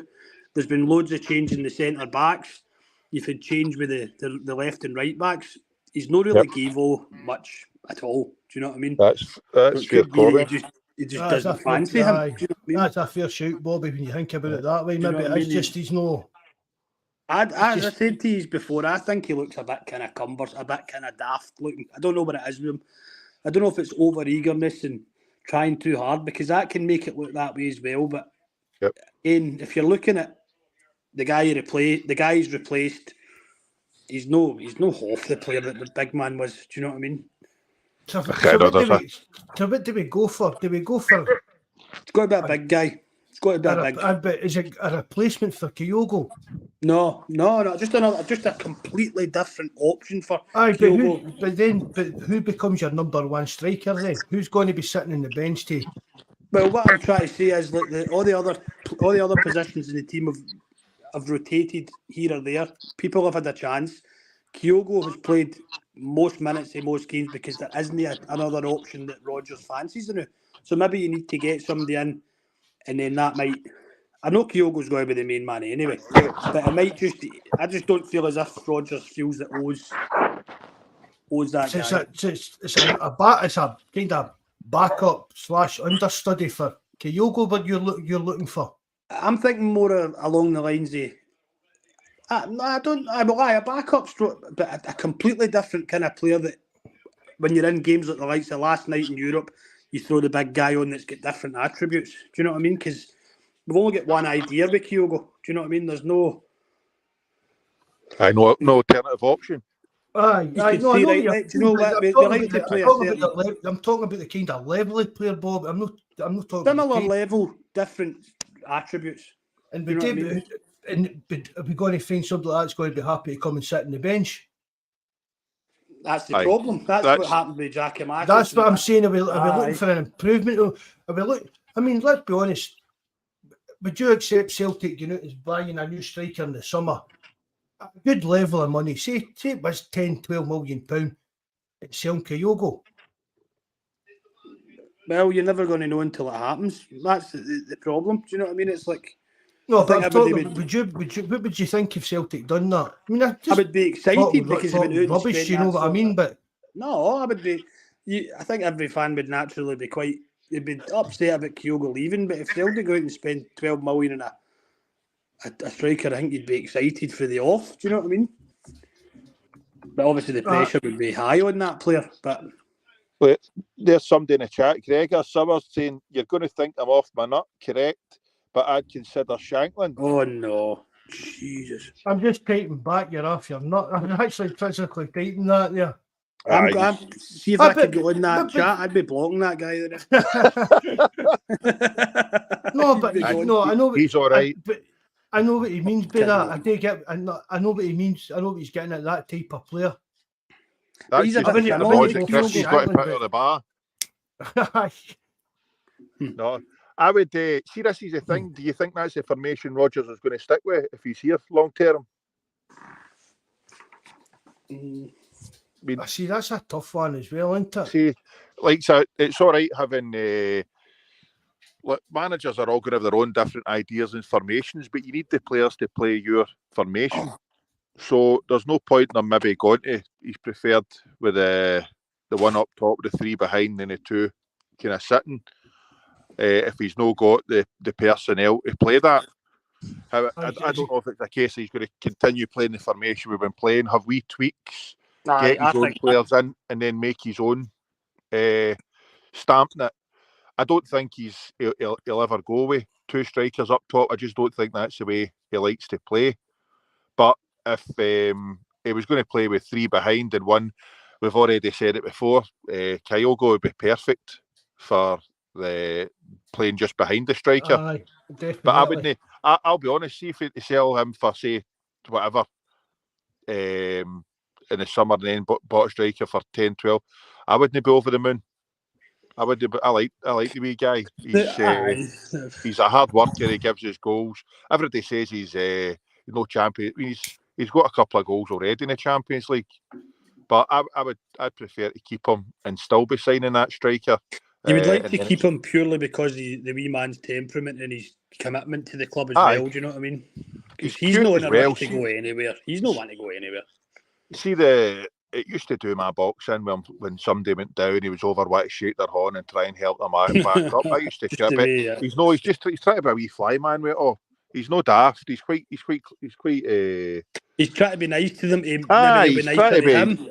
He's trying to pull the ball out of their eyes. I know. Yeah, because you'll be chatting to them in Japanese, saying, "Oh, you're right, you wee pussy. I didn't mean to touch you." Do you know what I mean? Get it up, yeah. Patting him in the back, kidding on, "You're right," but calling him all sorts in his own language. He's probably tapping my back and saying, "I just skinned you, you fucking totty." You know what I mean? That's it. So no, I wouldn't be wanting them. I wouldn't be wanting to sell him. I seen somebody else who's put in that chat about. Do you think Rodgers' team's fitter than Angie's? Aye, earlier on we were talking about that. Aye, you were away at the time, Campsy. What do you think? Aye, no. Well, it was a right. Bobby said it was just a right hard game last night. Aye, but would Angie's team have tired out as early? Aye. That's why I don't think there's any doubt, because I mean, look, I know that as the longer Andrew's there, we seem to get kind of over that, because remember when he first came in, we would blow teams away for 60 minutes and then blowing out our arse for half an hour. Aye. We did seem to get acclimatised to that a wee bit better the more and more that Andrew's here, but playing against Dundee at Celtic Park, hardly getting out of second gear. I know that's not who we played at the weekend, but just for talking's sake, and then you're away to Lazio on the Wednesday night. It's a completely different game. Do you know what I mean? Aye. Mm-hmm. Aye. So the fitness is naturally okay. It's going to be tested, but you can't say, "Oh, the other day they were running about like Madden 1-5-0. They looked shot tonight." Aye. No, I think the thing with Rodgers, I think he'll be clued up with the sports science stuff and all that, so he'll know if the players are playing at their optimum, if they're fit or they're no fit, and all the rest of it. So. I think maybe Rodgers' training message and that's maybe more like technical. Aye, more like to do with like passing systems and stuff like that rather than that. Well, listen, Angie's style of football is probably the best we've all seen in a number of years, but it is very one-dimensional football. Do you know what I mean? It's no let's do this, and if this happens, do that. His thing was you play this way. And if that doesn't work, guess what? You're still playing this way. Do you know what I mean? We'll just keep doing it till that works. We'll just keep... And don't get me wrong, it worked. Greg's saying it as well, but Angie's teams were blowing at 60 as well. A lot of that's true as well. A lot of the teams Angie did. Aye. Angie's teams, you could be blowing teams. You could maybe have one of these games, because there was a lot of games at Celtic Park where you would think they were going to turn up and win 3-4-0, and it actually took a last-minute goal to win 2-1, and that was him saying, "Keep trying, keep doing it with day, keep trying, keep doing it with day." But when we were in Europe, we tried that. It just didn't never stop. We never stop. Didn't work in Europe at all. Maeda is the fitness benchmark. Aye. Maeda would batter Triple H, I think. He'd outrun him, that's for sure. I'd run round him. There was a rumour that he'd get injured when he was away at Japan. Aye, I heard that. Me and Terence and Paul were talking about it in a wee private chat. He was like, he'll run it off in the way he came, and I put up a wee gif of a wee guy just running across water. Do you know what I mean? That was wee Maeda. It's wonderful. That pace and that stamina he's got, it's unbelievable. It's like having two extra guys. It's phenomenal. Honest to God, I've never seen in my life, I can't think of another player that can run about like that for a full 90 minutes. Mark, I'm going to jump off. I'm going to get the wee man sorted to Right. the stage and that, mate. No bother, Bobby. Right. Thanks very Right. much for coming on, bud. No bother, problem. Bobby. Cheers, Right. then. See you later on. Talking to you Bye. guys. Take care. Right. Cheerio. Good Bye-bye. night. Bye. Bye. Mate, Bye, mate. I remember we played that Zagreb years ago. And you remember that boy? He was at Prozanetsky. Aye. Played the middle of the park. I think he smoked about 40 a day. Aye. He didn't leave that flipping the kind of wee bit that he was in. Ran the game. Never hardly done any running. And you've got Maeda. It's running about daft all night. Fitness like that's phenomenal. Obviously, that Prozanetsky could play it enough. Aye, but I mean, I've never in my life seen. I mean, we can also go back. You can talk about guys that just ran about like heedless chickens. Aye, but they didn't do it for the full 90 minutes. Do you know what I mean? They done it in spurts. But Maeda just doesn't stop for the minute he gets going to the final whistle. Aye, definitely. He must put in some training shifts. Aye, it was it's unreal to watch. But again, this is all good for the younger players to see that this is what you need to do to try and get to that level. Well, see, even I'm laughing at Greg a bit saying Maeda's a fitness benchmark, but to be honest as well, Campsy, for years doing these podcasts on the forum, I've said, see young players, right? You can sit there as a young player and say, look, I'll never be as good a football player as like Ronaldo, but I can work as hard to be trying as fit as Ronaldo is. Aye, do you know what I mean? I can have that. I'll never have the actual technical, natural ability of these players, but I can work my arse off and I'll be as fit as the players are. And I'll put in the same kind of effort as the players are day in, day out to get to that level. Aye, the hard graft will pay off as well. But there's, I agree entirely with you, there's absolute no reason why these kids nowadays, with everything they've got, the sports scientists, the gyms, the nutrition, don't put the extra graft in to get to that kind of fitness level, because nowadays you need to be super fit if you're wanting to enter in the game. Oh aye, but there's guys at Celtic that kind of prove that. Look at Cal McGregor. I mean, Cal McGregor was spoke about. If Neil Lennon stayed in charge, McGregor wouldn't be here. No. Right? People used to say McGregor was never good enough to be a Celtic player and will never be good enough. He's put his head down, worked hard and get stuck on, and look how good he's got. Do you know what I mean? I remember but a game years ago, and he was only a kid, and somebody saying that he would never play for Celtic, he was never Celtic class. And I've often wondered over the years how that guy feels or thinks now. Aye. He's been away to Notts County to prove himself, where he came back and he's done the business. So it shows you hard work pays off. If you're willing to put it in and make the sacrifices, the rewards are there. Aye. Read Scotland saying Scott Brown too. His fitness levels extended his career. Aye, spot on. That's the kind of guys that's what we were talking about earlier on, Red. It's like these guys like Joe Hart, Cal McGregor, even Greg Taylor. Do you know what I mean? Greg Taylor's punching. Greg Taylor can't believe he's playing for Celtic at these kind of levels. Was he not one of the fittest in that weight test thing? Aye, Greg Taylor knocks his melt in every single day in training. He's one of the best trainers that the club meant to be. Yep.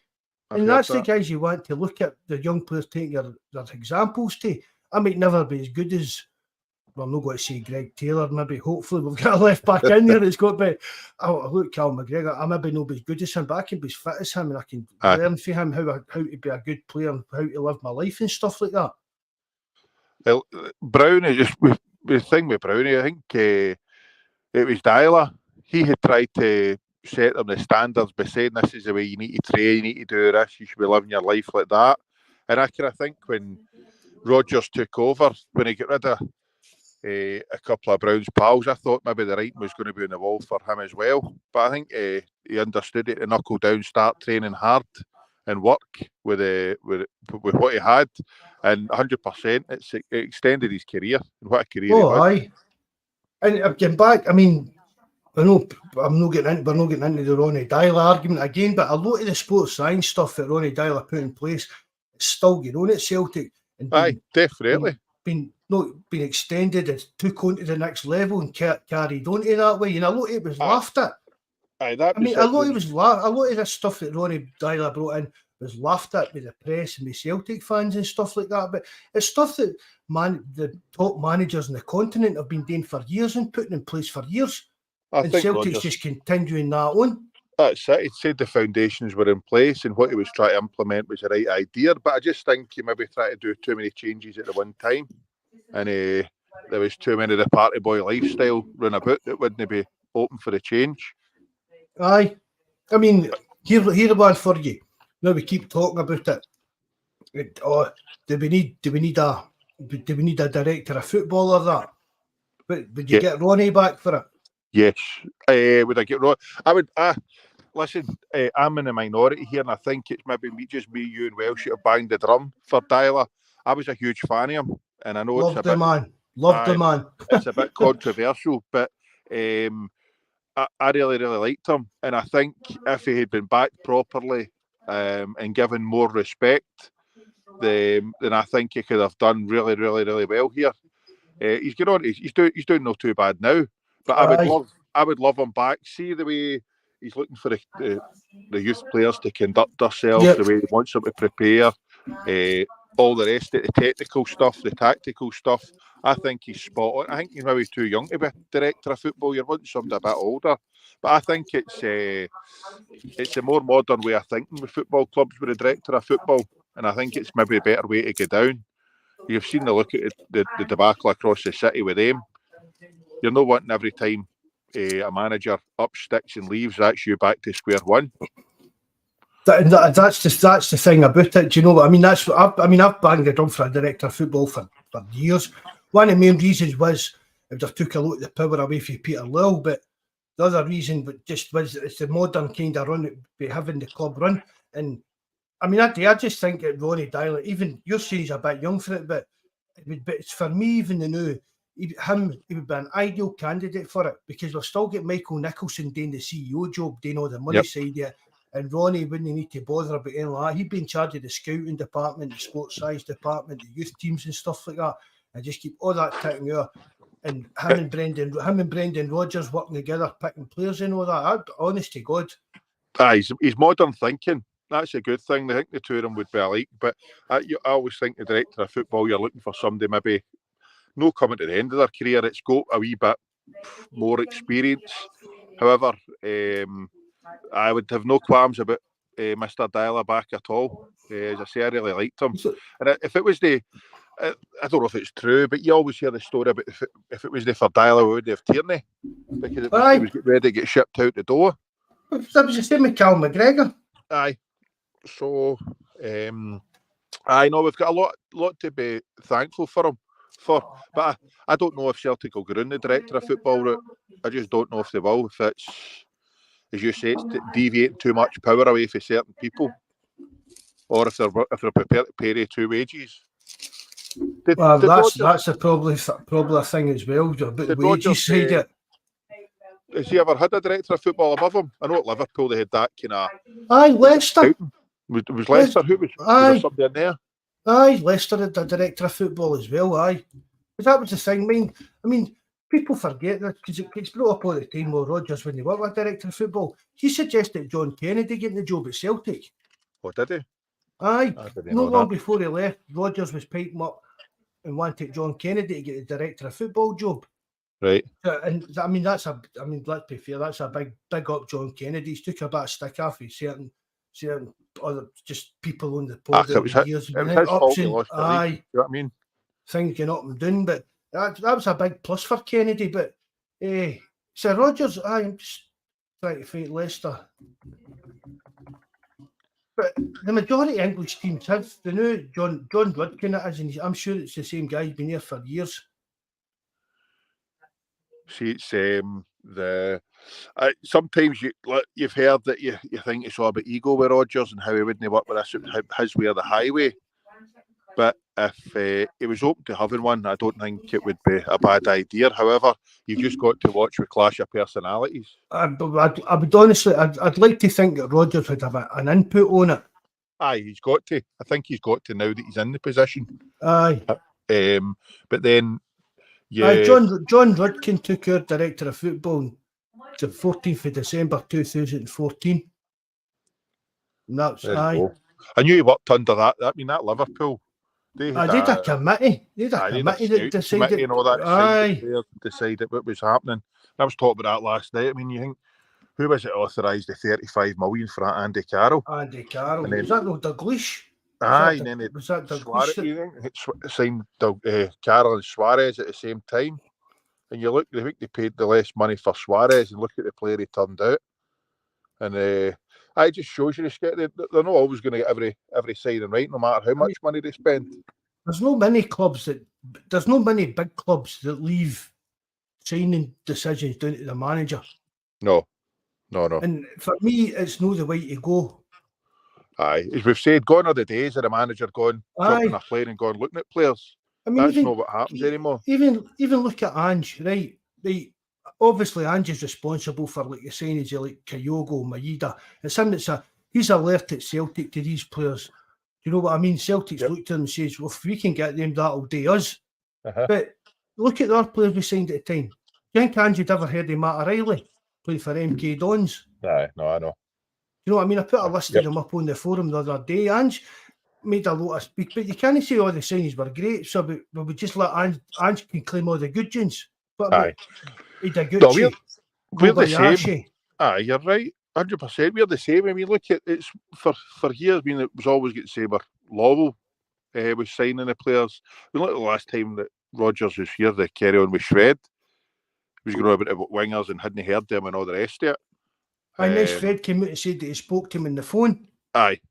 So again, it's just smoking mirrors, isn't it, when it comes to all these transfers? Yep. See, when I first started doing the forum and that, right? And I was getting into trying to find out information, right? I was calling in favours and stuff like that. Do you know what I mean? And it was quite easy to find out wee snippets. Do you know what I mean? And then over the years, I've made more kind of contacts and that. But see, the more contacts you make, the more shite you hear. Aye. Did you get the honesty of God? Okay. See the shite I get texted to me, emailed to honestly, it's unbelievable. But there's still guys, do you know what I mean? There's a couple of them that are kind of in and about the club and that get stuff off, and I kind of take that as much truth for where they are in the club level. The burger fan. mind the wee guy, the burger man. Aye. He was a belter. Shay Given, Robbie Keane, Craig Bellamy. Aye, he's seen them all and served them all.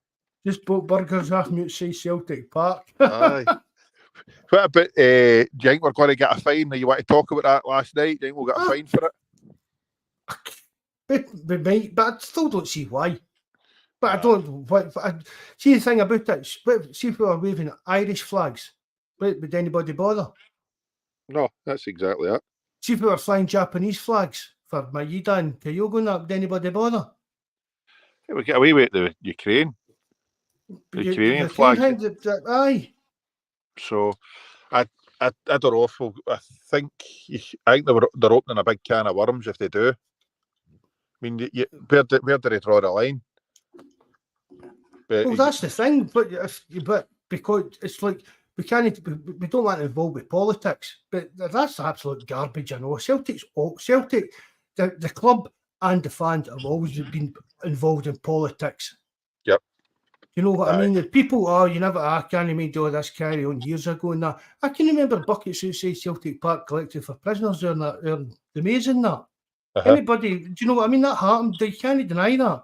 Yep. Do you know what I mean? Selling on Paul Black outside the ground and stuff like that. Aye. You just said the Ukraine, over the years, you can even go back to Bob Kelly in the European Cup, refusing to go and play in Czechoslovakia.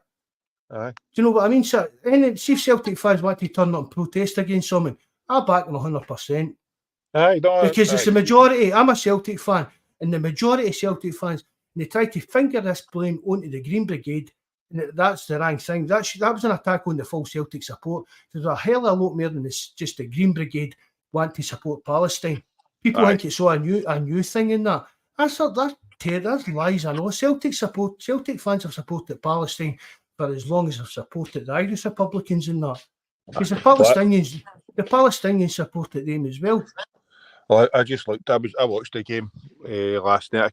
I couldn't make it, so I gave my ticket away. But I was looking at the pictures, and and obviously the rest of it before the game and that. And it's more than just the Green Brigade that's holding up the flags. Aye. So it's a majority of the stadium, and it's a shame. As I say, love them or hate them. I mean, Green Brigade brings some atmosphere to our games, and I dread to think what it would be like without them.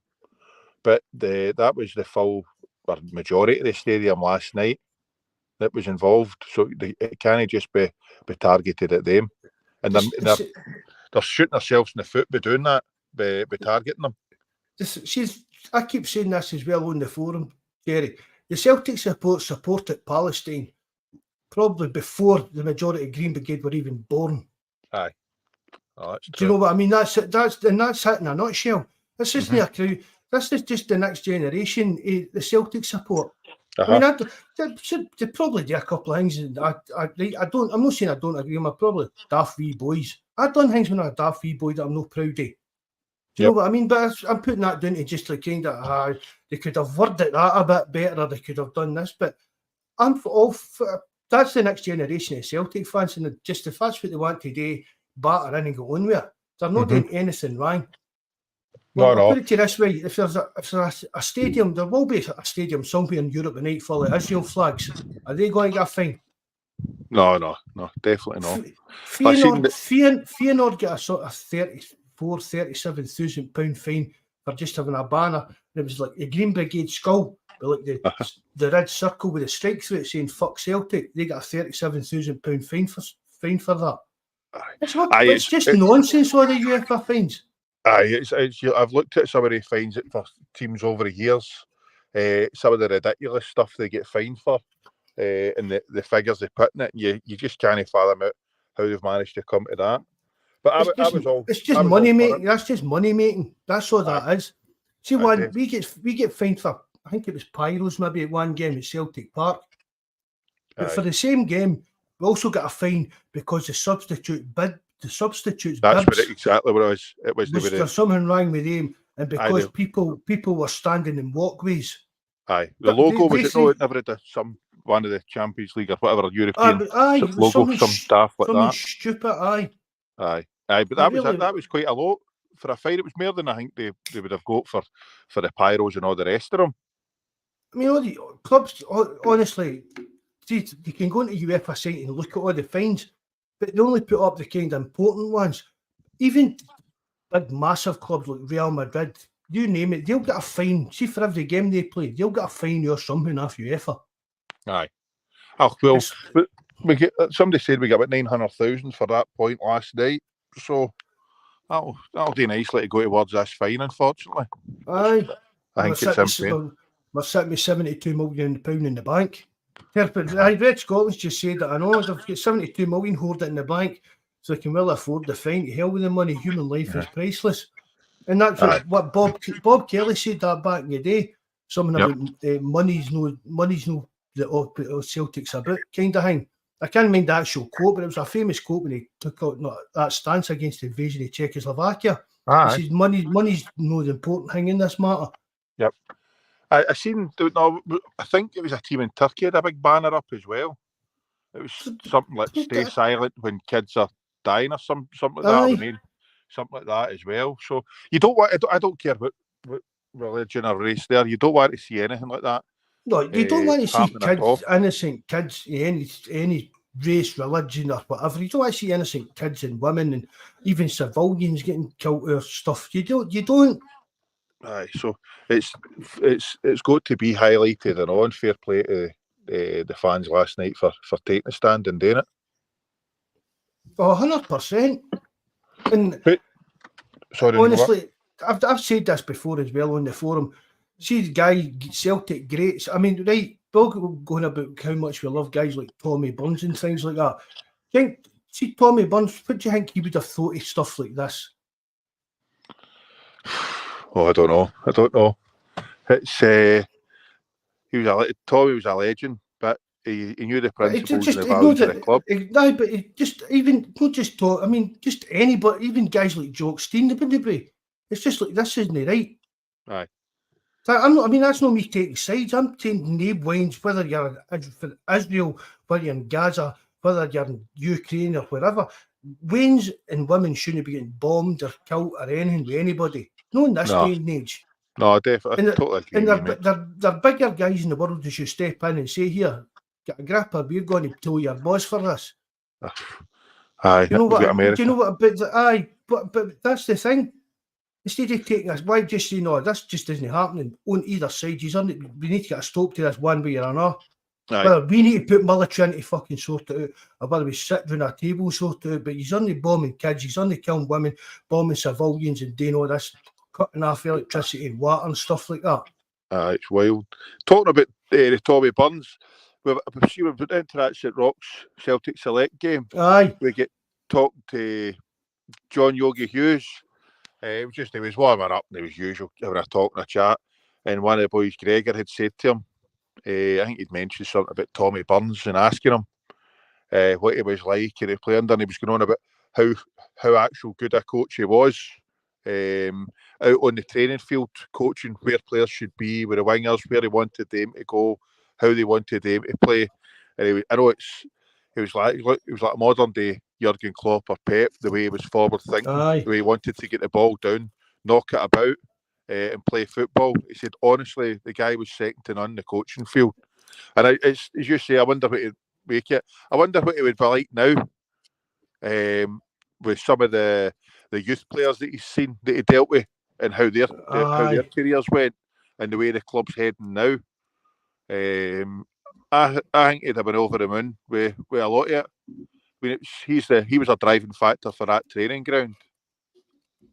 I've said it before. Tommy Burns' team, it was one of the best teams I've seen at Celtic. It still is, even under Ange and that. But just a couple of years under Tommy, it was amazing to watch. And you were expecting a goal fest every game. Aye. And I remember it was like 3-4 nothing every week. I mean, it's a kind of a bit of a cliche in that, but about Andy Gorham was the difference. That was it. Honest to God. I know it was so, in ways it was just that much ahead of his time. Aye. The way he kind of thought things, and there would have been an ideal director of football. Aye, Tommy Burns, 100%. Do you know what I mean? Aye, lived and breathed the club. Some of his signings, that was back when he would have had to go and identify these players. No, that was Davy Hay. What was it? It was Davy Hay that funded most of the players, I'm sure, under Tommy Burns. Di Canio. I mean, you wonder how the back in the day they would have had the likes of him. I mean, he was Milan, wasn't he? Aye. I'm sure it is, unless my mind's playing tricks on me, but I'm sure Davy Hay was a kind of head scout at the time and found a lot of the players for us. Aye. But it's not just that. The football was brilliant. I mean, you remember the proper left back like Tosh McKinley. Aye. Up and down the wing, putting in cracking balls. It was roll back the years there. But honestly, it was silly watching. It was kind of, see the difference. See when Ange's ball kind of kicked in, and everybody's like, "Mate, what's going on here?" It was kind of the same thing. Do you know what I mean? Because it'd been turgid, Macari, Liam Brady, and things like that. I mean, don't get us wrong, Liam Brady was a cracking coach. The guy went left Celtic and bounced, then ended up. He ran the Arsenal Youth Academy for 20 odd years.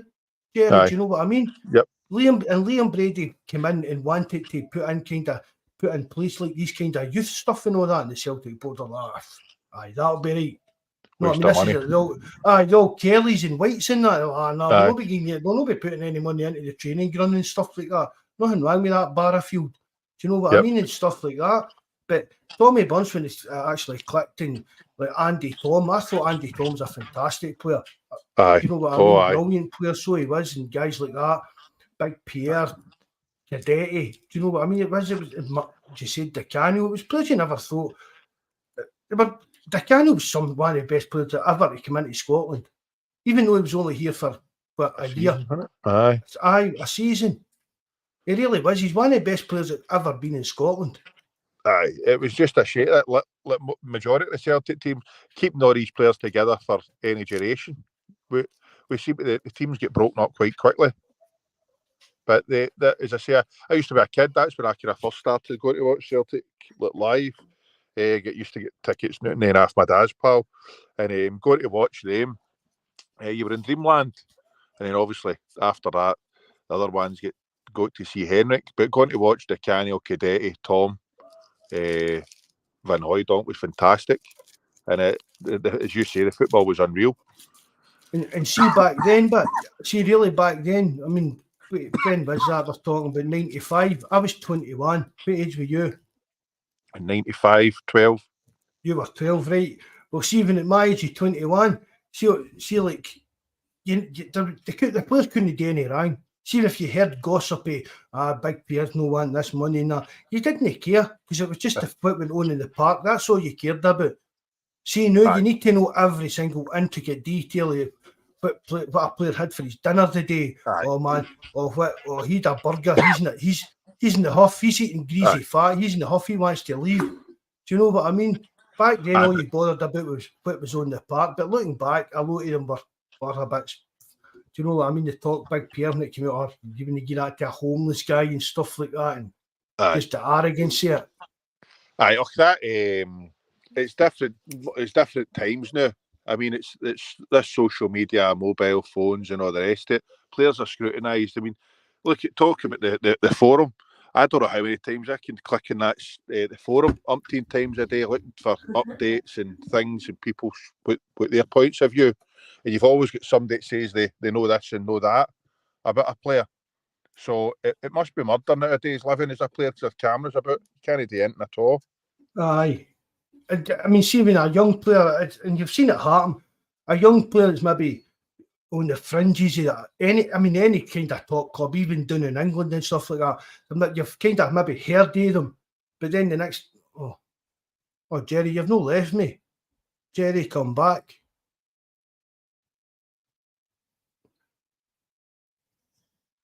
He's bolted.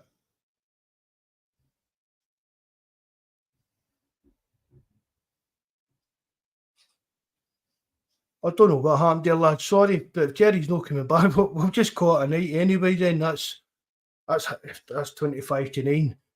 Thanks very much, Jerry, wherever you went to. Thanks very much, Bobby, for coming on. Everybody in the live chat, I really appreciate it. I hope you enjoyed it. We'll be back on Sunday night at about 5:30 probably. Remember, if you hit the like button, and if you know how, please leave a comment. And again, check the link tree and you'll see the links to the forum and everything. You're all more than welcome to come out of the forum, and just as usual, it's just us guys all sitting there talking. You're all more than welcome. Right, good night, lads. Hail, hail, and God bless.